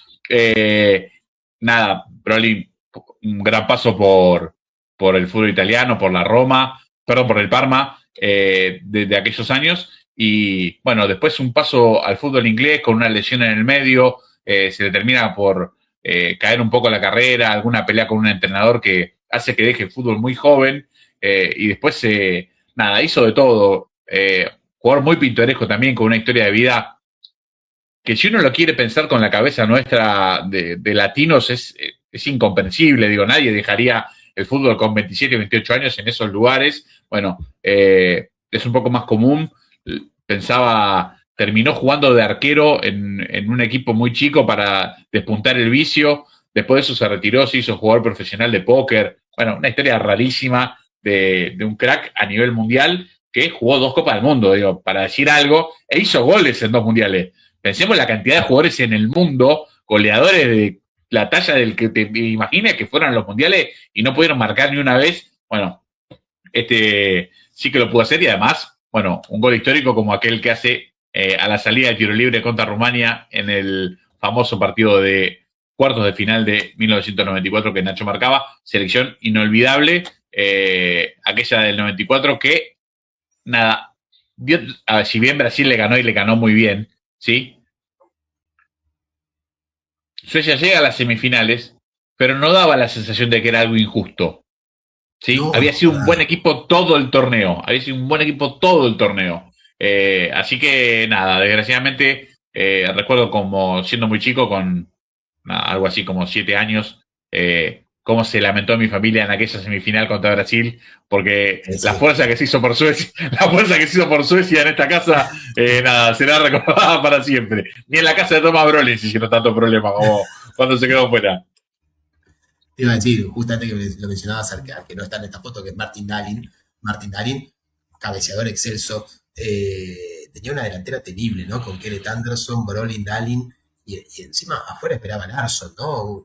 Larsson, que era muy joven, creo que no llega a los 20 años en este mundial, pero darte el lujo de poder dejar a lo que a mi gusto es el mejor jugador sueco de la modernidad, yo lo pongo a Larsson por encima de Ibrahimovic, que me putee, para mí Larsson es más que Ibrahimovic, de darte el lujo de dejarlo en el banco, te habla de la calidad de jugadores que tenías por delante en esa selección de Suecia, que hizo 15 goles en el Mundial, en 7 partidos. Hizo 3 goles en el octavo de final, hizo 2 goles en cuarto de final, hizo 4 goles en el tercer y cuarto puesto. En fase de grupos no perdió. Te tocó con Camerún, Brasil y Rusia. Grupo durísimo. Empató con Camerún, empató con Brasil, le ganó a Rusia. Hizo una excelente Copa del Mundo. Además, el único partido que perdió fue justamente ese frente a Brasil en la semifinal, con un solitario cabezazo de Romario, merecido. Pero nada, una selección que además era lindo verla. Siempre se llenaban de goles, así como hizo 15 goles, recibió 8. Verlo era espectáculo asegurado a esa selección de Suecia, y justo después de un Mundial 90 donde Suecia había ido muy mal, donde perdió los 3 partidos, y justo después de un Mundial que había sido el de menos goles de la historia, tener una selección que en cada partido que jugaba te aseguraba 3 goles, y era hermoso. Total, 100%. Una gran vuelta a los primeros planos de la Copa del Mundo, donde ya había estado, como bien lo mencionaba Nacho, el equipo sueco. Bueno, lo vamos a ver más adelante, es un equipo con historia y historia pesada en Copa del Mundo, pero bueno, veremos hasta dónde llega que se metió por la ventana de verdad. Hoy se habla de grandes cambios en la eliminatoria europea, y si hay algún responsable, tiene que ver con lo que hizo Suecia, Nacho. La forma en la que accedió Suecia a la Copa del Mundo es para que cambien todo, es para que decimos, cambiemos todo porque esto no va. Sí, te iba a decir, antes de cerrar esto, antes de abrir esto, 13ª participación, 11ª en la tabla histórica. O sea, acá en este grupo tenemos 2 equipos que están top 12 de la historia y que no ganaron ningún mundial. O sea, 2 tipos con mucha historia, pesos pesados de los mundiales. Y yendo a cómo clasificó, sí, lo decía, la verdad que fue lamentable. No ganó ni un solo partido de eliminatoria. Tuvo derrotas humillantes. Todo empieza con la contratación de Jon Dahl Tomasson, el famoso goleador danés, para dirigir los destinos de Suecia, que quiso meter una revolución táctica que la única revolución que tuvo fue que no le ganó a nadie. Y nada, así como llegó al bueno de Jon Dahl Tomasson, gran goleador, le dijeron, venga para el costado, y a quien trajeron fue a Graham Potter. Un Graham Potter conocidísimo en el mundo fútbol y muy conocido en Suecia. Él arranca como técnico en Suecia, ascendiendo a un equipo de tercera, segunda y de segunda primera, marcando un hito increíble, con lo cual él queda con una muy buena imagen en Suecia. Después hace la carrera que todos conocemos, está en el Brighton, donde también nos generó una revolución. Bueno, llegó el llamado a la selección de Suecia. En Suecia, inclusive, obviamente él dirigió poco, pero lo poco que dirigió dejó una muy buena imagen, y con la carrera que hizo después fueron suficientes pergaminos para darle una selección que creo yo, en cuanto a talento, está a la altura del 94, y en valoración obviamente lo supera, porque los valores que manejan hoy en día los jugadores son increíbles, pero creo que hace mucho no se veía tanto talento en un equipo sueco, ¿no? Estamos hablando de tres delanteros que yo creo que querría todo el mundo, como son Elanga, Isaac y Gyökeres. Creo que ese tridente ofensivo, ponerle cualquier nombre de país, sería titular en cualquier lado. Grandes delanteros, lo que serían justo lo que decíamos, Dani, ¿no? Falta un 9, bueno, Suecia tiene 2. Suecia tiene a Isaac y a Gyökeres, y por si faltara algo tiene Elanga también por ahí atrás para hacer algún tipo de escándalo. Una Suecia que clasificó, como dijimos, por el repechaje, porque ganó la Liga de Naciones de la UEFA, la Liga C. Recordemos cómo es, para tal vez el que no esté enterado, la Liga de Naciones UEFA es A, B, C y D, y los ganadores de cada grupo, pues cada uno tiene 4 grupos, salvo la D que tiene 2 por cantidad de equipos, los ganadores de cada grupo se van asegurando un lugar en el repechaje si los ganadores del grupo A, B ya clasifican directo. Con lo cual, por ejemplo, si de la Liga A los ganadores son Inglaterra, España, Francia y Alemania, si esos 4 clasifican directo, bueno, no ocupan el lugar del repechaje, pasan a los punteros de la Liga B. Si la Liga B la ganaron, no sé, Bélgica, Gales, qué sé yo, se van asegurando lugares en el repechaje hasta que queda cubierto el repechaje con los segundos de cada grupo. Bueno, Suecia, por ganar la Liga C, no la D, no la B, no la A, se aseguró, si los de arriba clasificaban, un lugar en el repechaje. Eso pasó efectivamente. Todos los de la Liga A y Liga B o ya habían salido segundos de su grupo, con igual tenían asegurado el repechaje, o habían ganado su grupo. Suecia termina entrando por la ventana al repechaje UEFA. Después gana a Ucrania y a Polonia y se termina metiendo en la Copa del Mundo. sin haber ganado un solo partido eliminatorio. Es algo que yo no vi en mi vida. No nos quejamos de Sudamérica, que clasifican equipos que pierden más de lo que ganan. Bueno, no es que perdió más de lo que ganó, no ganó directamente y se metió en el Mundial. Un papelón la forma en que lo logra. No le puedo echar la culpa a Graham Potter. Él dirigió solamente los últimos 2 partidos de la fase de grupos. El desastre lo hizo Jordan Thomason. Potter llegó, empató 1 y perdió 1 y preparó el equipo para el repechaje. Y lo hizo muy bien, ¿no? Después le ganó Ucrania 13, hizo 6 goles en 2 partidos. Despertó un equipo que estaba completamente confundido bajo el comando de Jordan Thomason y le dio, iba a decir orden, justo Graham Potter no te da orden, te da caos en el buen sentido, caos ofensivo, revolución, de todo, pero una que sí entendieron los jugadores y lo que los jugadores sí pudieron abrazar y sí pudieron decir, bueno, esto sí lo entendemos. Además Graham Potter, con el hecho de haber dirigido mucho en Suecia y en Inglaterra, conoce lo mejor de ambos lados. La mayoría de estos jugadores juegan en la Premier, muchos de estos jugadores juegan en la Premier, con lo cual entienden lo que les pide Graham Potter de primera, y creo que eso ha ayudado mucho a que los jugadores se encolumnen atrás de él y que la gente se encolumne atrás de él, la federación se encolumne atrás de Graham Potter, al cual, después de perder de perder con Suiza y empatar el último partido de eliminatorias, cuando solo quedaba el repechaje, le firmaron contrato hasta 2030 a Graham Potter, hasta el final del próximo Mundial. Eso habla de la confianza que le tienen, pero bueno, no deja de ser un papelón como clasifica por haber ganado la Liga C de la Liga de Naciones UEFA. Sí, total, ahí, bueno, en un momento Vincenzo Montella, el técnico de Turquía, se quejaba, Gennaro Gattuso, el técnico de Italia, se quejaba de que perdiendo un partido te quedabas afuera del Mundial, podía pasar eso. Pensemos que Suecia perdió, bueno, digamos, todos los partidos posibles, ¿sí? Y terminó clasificando igual. Pero claro, tiene la explicación esta que dice Nacho. ¿Por qué? Porque no es culpa de Suecia. Suecia explota una parte mal preparada del reglamento. Siendo buenos, ¿para qué es esto? ¿Para qué es lo que hicieron con los ganadores de grupo de la Nations? Es para que equipos malísimos, por dar un caso, no Suecia, sino los de la D o alguno malo que haya ganado un grupo de la C, tenga una participación honoraria en el repechaje. Lo que pasa es que justo se da el caso que cayó Suecia, ¿sí? Que sí tiene chances reales de ganarlo y de ganar el repechaje y jugar el Mundial. Por eso se despierta el problema. El problema ya estaba creado desde antes. Esto de que los ganadores de los grupos de la Nations formen parte del repechaje para ir al Mundial era una cuestión que ya estaba, ¿sí? El tema es que ahora queda expuesto porque hace que el sistema sea cada vez más injusto. El caso de Italia o de Turquía, si le tocaba, era, yo jugué en la Nations, en la Liga A, o sea que jugué contra los mejores equipos, pasé mi ronda, fui a cuartos de final, ¿sí? Por jugar cuartos de final y perder contra Alemania, me perdí las primeras 2 fechas de la eliminatoria. Noruega me sacó 6 puntos. Arranqué jugando en la tercera contra Noruega ya.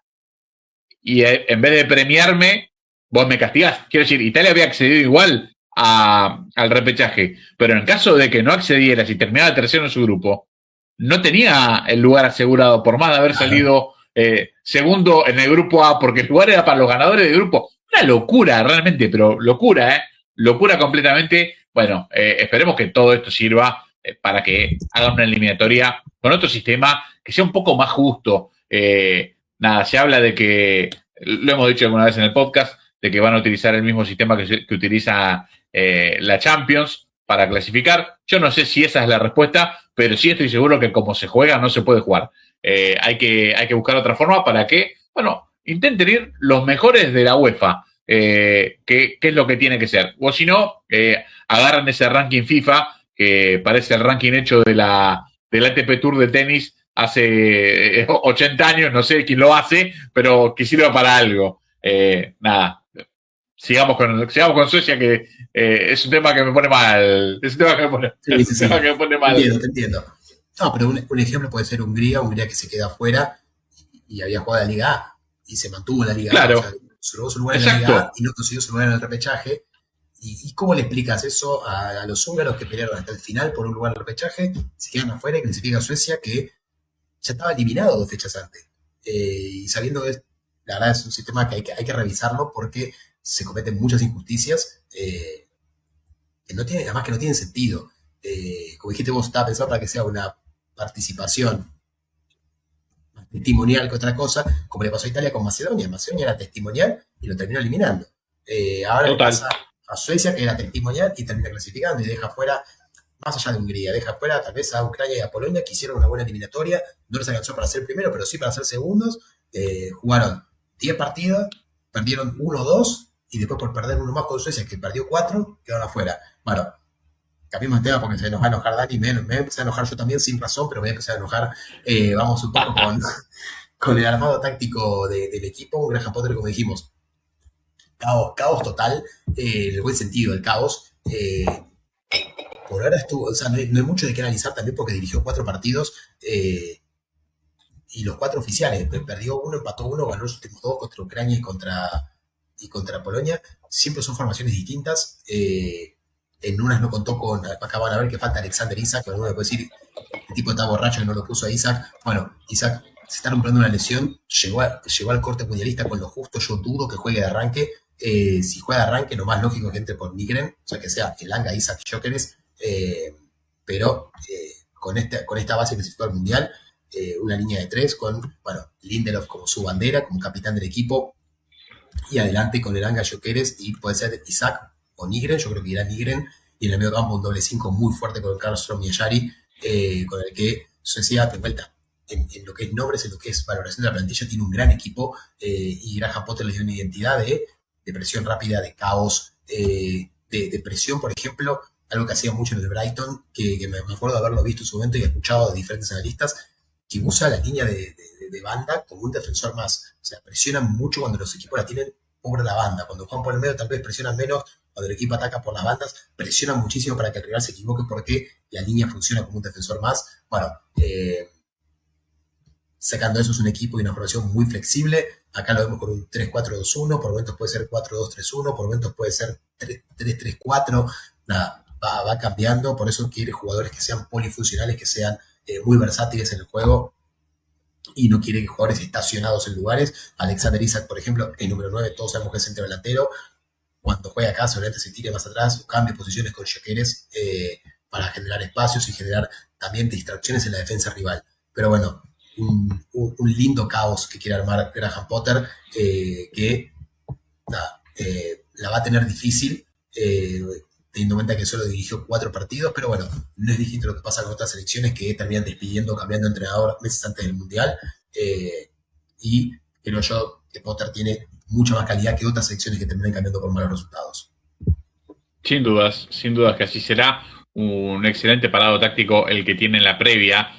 Suecia, veremos cuánto fruto le da el trabajo en la previa, ¿no? De llegar a esta Copa del Mundo. Digamos que no se puede ensayar demasiado los técnicos que laburan habitualmente. Es un trabajo más de continuidad que de momentos. Bueno, un técnico que llegó sobre el final de la eliminatoria claramente tendrá mucho menos laburo que los demás. Están claras desventajas de ese lugar, pero de la manera en la que accedió al Mundial, es todo ganancia, Nacho. Si llega a pasar de turno ya directamente, bueno, hay que hacer una estatua de oro macizo y a partir de allí, bueno, armar un proceso mundialista con otras expectativas para el año 2030.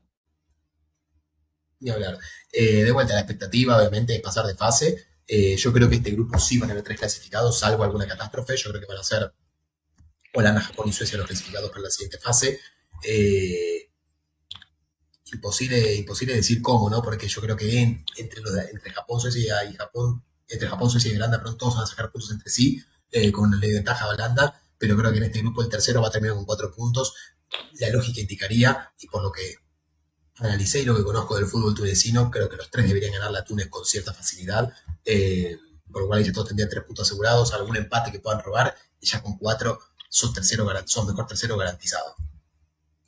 Tal cual, sin dudas. Será, bueno, interesante el desandar, sobre todo cómo sacan entre ellos, ¿no? Me parece que ahí se va a cocinar un poco las posiciones finales de grupo F y, bueno, placa final de Suecia, Nachito. Sí, como dijimos, 13ª participación, 3 podios, 4 veces entre los primeros 4, 11º en la tabla histórica, que, claro, sin participar de todas las copas, cuando participa, generalmente da que hablar, solo 3 veces fue eliminado en primera ronda. Bueno, después, un pequeño juego de palabras, Potter debe hacer magia, nombres caros pero sin química. La verdad que nada, tiene un gran equipo que John Dal Thomason terminó desordenando y él está tratando de ordenarlo de vuelta. Veremos qué es lo que logra. Tiene apenas 6 meses en el cargo, 8 meses en el cargo cuando sea el Mundial. Yo creo que el objetivo de vuelta va a ser pasar de ronda. Yo creo que acá van a pasar 3 de 4, pasar de ronda y después ver si puede pasar alguna eliminatoria. Recordemos, el segundo de este grupo va seguramente contra Brasil. Sería lindo ver un Suecia-Brasil también, o como sería lindo ver un Japón-Brasil. Si sale tercero y clasifica tercero, puede ser Alemania-Inglaterra su rival, o puede ser alguno del grupo de México, Estados Unidos o Canadá, lo cual le daría muchas posibilidades. Yo creo que sobre esto debe armar un futuro. Sabe que Potter va a seguir el próximo proceso tanto de Eurocopa como mundialista. Creo que es una catástrofe, se puede armar algo bien. Tiene jugadores jóvenes también. Recordemos, sus máximas figuras no llegan a los 30 años, con lo cual tienen asegurado que van para este mundial y si clasifican el próximo también. Exactamente. Bueno, ahí veremos mucho de este equipo sueco. Me gusta más de lo que más me gusta es la opción flexible en el ataque. Me parece que lo logra Suecia y bueno, estará bueno verlo, por ejemplo, contra Japón. Será interesante, ¿no?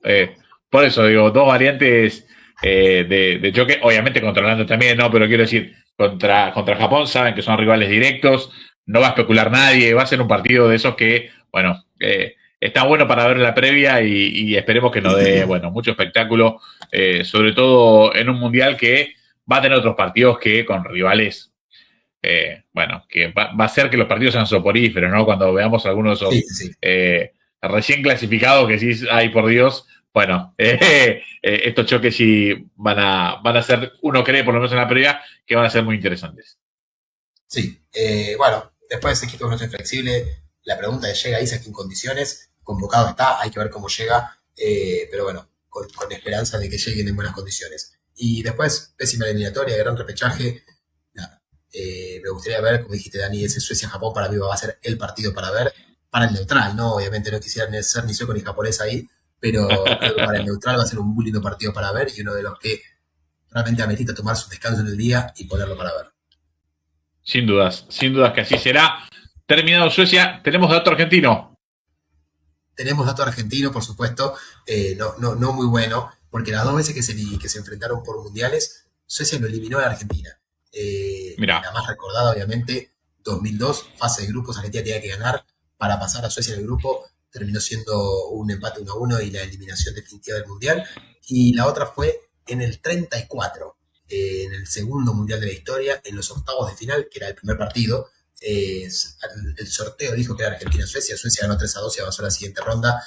Argentina quedó en el camino, con lo cual Argentina, si se cruza Suecia en un mundial, mejor y correr para otro lado. Mira vos, bueno, muy bueno lo que nos marca Nacho. Saber Argentina evitar al equipo sueco. Como premisa número 1, tenemos placa para, bueno, hablar un poco de historia. Nacho lo mencionaba y me pareció interesante marcar esto. Mayor cantidad de veces entre los 4 primeros de la Copa del Mundo.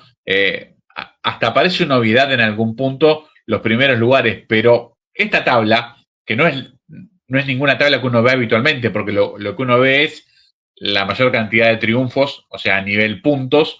La otra es a nivel títulos. Esta tiene que ver con la cantidad de veces que estos equipos accedieron a estar entre los 4 primeros de Copa del Mundo.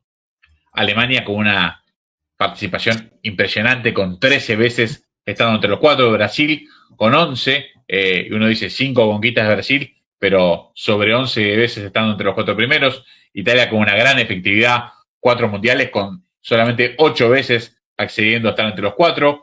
Francia con 7, pensemos que la participación de Francia en Copa del Mundo en los últimos 20 años, bueno, no tiene nada que ver con la previa. Recordemos, desde el 98 para acá, Francia ha estado tantas veces en la definición que, bueno, en la previa hace 20 años jamás hubiese pensado estar con estos números, inclusive superando a la Argentina, que también tiene grandes números a nivel porcentaje, porque Argentina, cada vez que fue semifinalista, jugó la final.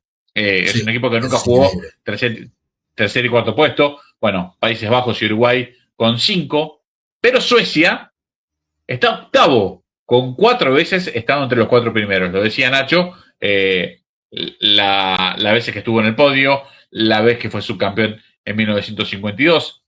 Lo más interesante es que por debajo de Suecia, ¿sí?, está Inglaterra con 3, está Croacia, otra nación con una gran historia a pesar de tener una corta vida. Recordemos que juega recién desde Francia 98 para acá y tiene 3 apariciones ahí entre los 4 primeros. Pero uno no ve a los queridos españoles, que no aparecen en la tabla, ¿sí? No ve a 2 que han sido 2 veces finalistas, como Hungría y República Checa o Checoslovaquia, ¿sí? No aparece Rusia, que antes fue la Unión Soviética. No aparecen un montón, que por ahí sí tienen 2 o una aparición en los últimos 4, en los primeros 4 de la Copa del Mundo, pero estos 10 son los que más veces aparecieron entre los 4 primeros de la Copa del Mundo, y Suecia, a pesar de tener una historia así, es la bolsa de valores de Argentina. Sube y baja increíblemente en la historia de los mundiales, sin embargo, tiene su 8º lugar y muy cerca de, bueno, algunos pesados, porque uno dice Uruguay o mismo Holanda sin haber ganado, la cantidad de veces que uno lo tiene en la retina jugando la parte definitoria del mundial. Y bueno, Suecia es de aquellos que, bueno, aprovechó la primera parte del mundial donde no tenemos quizás tanto recuerdo por una cuestión cronológica, pero sí tiene sus 4 participaciones destacadas, estando entre los 4 mejores de la historia. Vuelvo a repetir antes de terminar con el tema, increíble lo de Alemania, ¿no? 4 veces campeón del mundo, pero 13 veces entre los 4 mejores. Una cosa, pero nada, impresionante el equipo alemán, que, bueno, seguramente también estará dentro de nuestro repaso dentro de poquito en lo que tiene que ver con la historia de nuestro podcast en Quinto Cambio Modo Mundial. Cerramos Suecia, Nachito, y nos queda solo Túnez para terminar de hablar de este grupo F. Así es, una Túnez que, bueno, que ya es habitual verlo en los mundiales. Tendrá su 7ª participación. Hasta 6 mundiales, nunca pasó la primera fase. Hice yo, mejor dicho, no voy a meterlo a Dani en esta, si los tunecinos se enojan que sea conmigo. Hice el chiste de que cuando vamos a Túnez en un mundial, ya te dije apostar que pierde en primera ronda porque no avanza. Nada, y no creo que sea la excepción acá, no hablando un poco ya de las expectativas. Creo que Túnez va al mundial a dar lo mejor que puede, pero justo le toca un grupo, vamos a decir la verdad, bastante complicado, ¿no? Porque le toca Holanda, que es siempre complicado, Japón, que es la mejor asiática, y uno el repechaje UEFA, que sabe que nunca va a ser fácil. La verdad que no tuvieron suerte acá los amigos tunecinos, que vienen muy convulsionados internamente, ¿no? De primero, muy difícil superar a este hombre, ¿no? A Kasri. Algunos me dirán, no es que estoy equivocado, para mí es el mejor tunecino de la historia, otros dirán que son otros, pero bueno, a mi gusto es el mejor tunecino de la historia. El mundial pasado fue clave, los últimos 2 mundiales fue clave para Túnez, hizo el gol contra Francia para la victoria, que le dio esperanza a Túnez para pasar de ronda, pero la realidad es que la actualidad de Túnez no es muy buena, llega con muchas turbulencias al mundial, si bien clasificó tranquilo, tiene muy malas actuaciones en fases finales de competiciones. En la Copa Africana de Naciones, la última que pasó, perdió en octavos de final contra Mali, lo que provocó el despido del entrenador Trebalsi, y en la anterior Copa Africana de Naciones quedó fuera en primera ronda. Empató 2 y perdió 1, salió último en su grupo y quedó afuera. Para una selección que generalmente clasifica al mundial y es animadora de los torneos, 2 papelones en fila en Copa Africana de Naciones. La última, justamente como dijimos, ¿no? Lo reemplaza, o sea, hace que salga Traversi y traen a Sabri Lamouchi, que es el actual entrenador, un Traversi que no para con las desgracias, porque no solo lo despidieron, sino que ahora está con un proceso judicial, con lo cual puede ser que caiga preso.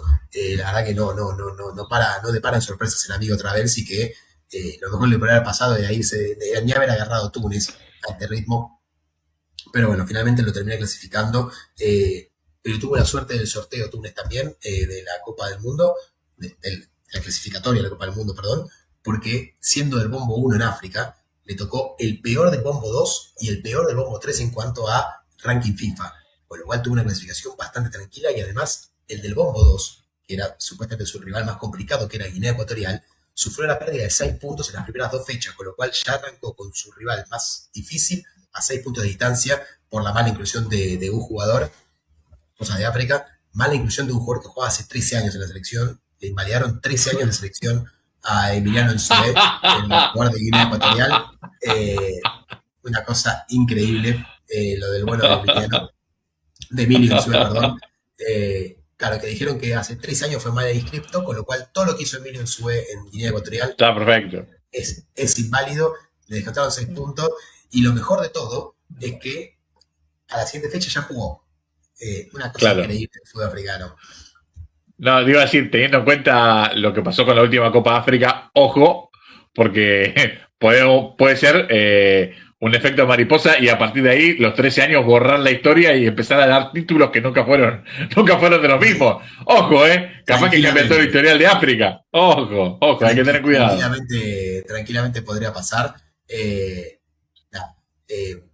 Túnez, dijimos, el rival más difícil del sur por la Guinea Ecuatorial, sufrió la pérdida, ganó los primeros 2 partidos, pero le descontaron los 6 puntos y se los dieron a sus rivales. Después, cuando se resolvió el problema con Emilio Nsue, quisieron pedir los 6 puntos de vuelta, lo que les daba una posibilidad de clasificar, se los negaron, con lo cual, bueno, no tuvo competición Túnez en el grupo, que no recibió goles en contra, pero hizo pocos goles. Uno ve, tal vez en cantidad los goles son un montón, pero porque le hizo 10 goles a Santo Tomé y Príncipe, 6 en un partido, 4 en el otro.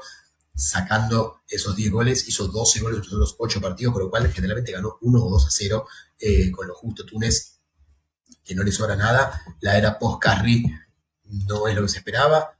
Las actuaciones en la Copa Africana de Naciones, dijimos, muy mala, y las esperanzas para este Mundial, con un técnico que se acaba de ir hace 4 meses, la verdad que son muy bajas las expectativas.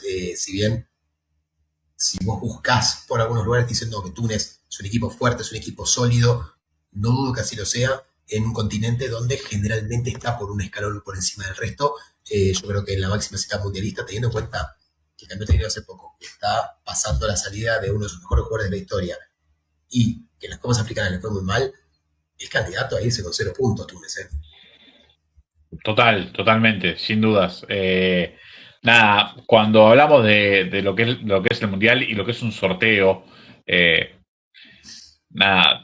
realmente influye mucho lo que te puede tocar. Te tocan de los del medio para arriba y no del medio para abajo, ¿sí? Y se te arma un grupo como este. O sea, te toca Japón, probablemente el mejor de Asia. Te toca Suecia, que es uno que entró por un recoveco, pero que todos sabemos que el nivel de Suecia no es de la mitad para abajo de Europa, ¿sí? Claro. Es un nivel medio habitual. Bueno, y es lo que te termina pasando, sobre todo porque, volvemos al principio, ¿sí? Como Europa tiene repechaje, hay algunos que quedan mezclados ahí, ¿sí? Que claramente no estarían en ese lugar. Pero bueno, en FIFA está todo mal. Me parece que tienen un problema grande desde el lugar donde quieren hacer solo negocios, pero a lo deportivo no le están prestando tanta atención. Pero más allá de eso, está complicado Túnez, realmente muy complicado, porque decís, bueno, ¿dónde es que tiene que ir a rascar los puntos? ¿Contra Holanda, contra Japón, contra Suecia? Bueno, la tiene complicada. Sí, además no tiene, como dijimos, no tiene, yo diría 2 jugadores de renombre, y el resto son jugadores para una cita mundialista, ¿no? Vamos a decir la verdad, del montón. Tenés ahí a Hannibal Mejri con la número 10 en la placa que vemos acá, y después a su capitán Sassi, y después no mucho más. El delantero Masturi, que vamos ahí, juega en la Liga de Rusia, sin descollar demasiado. No tiene un talento que vos digas, bueno, al menos la individualidad le puede dar algo. De vuelta, si Mejri no está enchufado, Túnez casi que no va a participar a esta Copa del Mundo, creo yo. Le falta mucho talento individual, un técnico que acaba de llegar, un equipo que se para bastante atrás, que busca defenderse, y después cuando tiene la posesión no busca ataques rápidos, busca tal vez defenderse con la pelota, sabiendo que el tiempo que la tenga es el tiempo que no lo van a cascotear, que no le van a tirar centro, que no lo van a volver loco, con lo cual va a tratar de descansar un poco en Mejri y en Sassi para tener un poco la pelota y tratar de que el tiempo pase. Después, bueno, Garbi y Tunekti, los extremos que vemos por acá con la 7 y la 11 respectivamente, también son jugadores interesantes, buenos jugadores que juegan en Europa. Habrá que ver si están a la altura, cómo se van a adaptar a lo que quiere este técnico, que es, de vuelta, lo que bajo, aguantar, y cuando la tengamos, no salir rápido, no perderla rápido, sino tenerla y tratar de construir ahí, pero eso también tiene un contrapunto que le permite al rival armarse y quedarse quietito, y con la calidad individual que tiene, por ejemplo, Holanda en defensa, si le jugás estacionado, va a ser complicado que le puedan hacer un gol. Totalmente, sin dudas, Nacho. Pero bueno, nada, de vuelta, expectativa, ganar algún partido, tratar de sacar algún punto, pasar de fase. Creo que en este mundial, al menos para ellos, es utópico. Llevan 6 mundiales participados, los 6 yéndose en primera ronda. Creo que esta no será la excepción y será la 7ª en fila. Bueno, ahí estaremos atrás del equipo tunecino, viendo cómo le va. Placa final para Túnez. La explica el señor Nacho de Tito. De vuelta, como dijimos, 7ª participación, avanzar a octavos, a 16avos, ya sea superar las expectativas. Nuevo DT, luego del fracaso en la CAN, el anterior, hasta inclusive podría estar detenido cuando arranque el mundial, una cosa increíble. La era post-Carry está yendo peor de lo esperado. Túnez no da la talla en los torneos grandes y va a depender mucho de lo que haga Mejbri, que bueno, obviamente es el goleador, la figura del equipo de Túnez. Falta de un nuevo goleador, como dijimos, Masturi juega en el Dinamo Makchak, no sé si ni siquiera lo pronuncié bien, nada, apenas 4 goles en 30 partidos tuvo esta temporada, con lo cual no es un 9 que por hacer goles. Y después, bueno, 4-2-3-1, 4-3-3, generalmente usado el 4-2-3-1 cuando se cuida un poco más, el 4-3-3 cuando va un poco más de ataque. Yo creo que usará el 4-2-3-1, ya que es inferior a los 3 rivales que tiene que enfrentar. Seguramente veremos mucho ese 4-2-3-1 que los creativos de los directores técnicos utilizan, para no decir que juegan 4-5-1, que es lo que suelen hacer cuando lo utilizan en defensa. Pero bueno, nada, el 4-2-3-1 queda mucho más elegante. A ver, que a veces es 4-2-3-1, porque si tenés a los dos de afuera que van todos los tiros, bueno, perfecto, 4-2-3-1. Si son delanteros puestos a volantear. Ahora, si tenés un mediocampo súper rocoso, no me digas que 4-2-3-1, estás ahí, estás tirando 5 en el medio para ver si puedes parar un poco lo que hace el rival. A ver, dicho desde este lugar justamente, desde el lado de quinto cambio, no nos quejamos de eso para nada, pero no, con honestidad, no hay que avergonzarse, con honestidad, hay que decir lo que es. Así que bueno, veremos cómo se para Túnez. Te voy a preguntar porque no sé si tenemos dato argentino entre Argentina y Túnez. Siempre hay dato argentino. Por más que te digamos, el dato es que nunca se enfrentaron, siempre lo hay, pero sí, Argentina y Túnez se enfrentaron en el 2005, Copa Confederaciones, victoria 2-1 el conjunto argentino, goles de Riquelme y Saviola. Siempre hay dato argentino. Con Turquía el dato fue que no se jugó, de verdad que se iba a suspender, así que acá aunque no se juegue el dato argentino, y si no lo buscamos de alguna forma.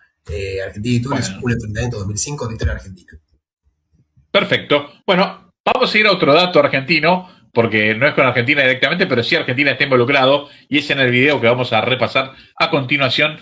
Participación de Túnez, primera participación de Túnez en Copa del Mundo, y justamente en Argentina en 1978, mundial disputado en nuestro país. Túnez juega su primer partido contra México, el primer partido de los dos, recordemos, formaban parte del grupo que integraban Alemania y Polonia, que habían inaugurado la Copa del Mundo en cancha de River el día 1 de junio del 78. El 2 de junio iban a jugar en el Estadio Gigante de Arroyito, en la cancha de Rosario Central, este partido entre México y Túnez. Vemos el gol de México de penal de Arturo Vázquez. A partir de allí se iba a venir, bueno, la marea de goles de Túnez, que iba a tener una gran victoria en esta Copa del Mundo. Minuto 55, gol de Ali Kaabi para el equipo tunecino. El segundo iba a ser Nejib Gomid. Perdonen si no estoy pronunciando bien, los amigos de Túnez sepan disculpar. El tercer gol que completaba la épica remontada será de Mokhtar Doguiev en el minuto 87. Túnez debutaba en Copa del Mundo y lo hacía con triunfo en lo que fue, por lo menos para mí, Nacho, su mejor participación en la historia de los mundiales. Recordemos que termina cayendo 1-0 con Polonia y empata 0-0 con Alemania Federal, que había sido el campeón del 74. se queda afuera porque, como decíamos antes, en estos tipos de mundiales todavía no entraban los mejores terceros. Recordemos, eran 16 equipos, pasaban los primeros 2 de cada grupo. Túnez terminó tercero a un punto de Alemania Federal y no le alcanzó para pasar de ronda, pero sí hizo una muy buena participación.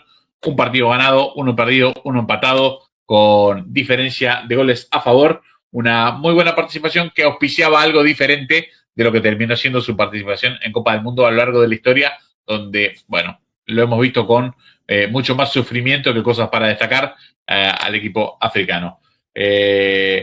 Nada, Nachito, me parece que hicimos un repaso largo de este grupo F, interesantísimo, que, bueno, nos dará partidos lindos para ver en esta primera ronda y esperemos que, como decías vos, que vas a hinchar por Japón, que Japón llegue muy lejos y yo, para que el fútbol haga justicia por mano propia, espero que Suecia no llegue nada lejos. Así nos quedamos todos un poco más contentos, pero nada, realmente será interesante ver cómo es el desandar de este grupo tan interesante que justamente nos lleva hasta ahora a los 24 primeros equipos que analizamos en esta Copa del Mundo.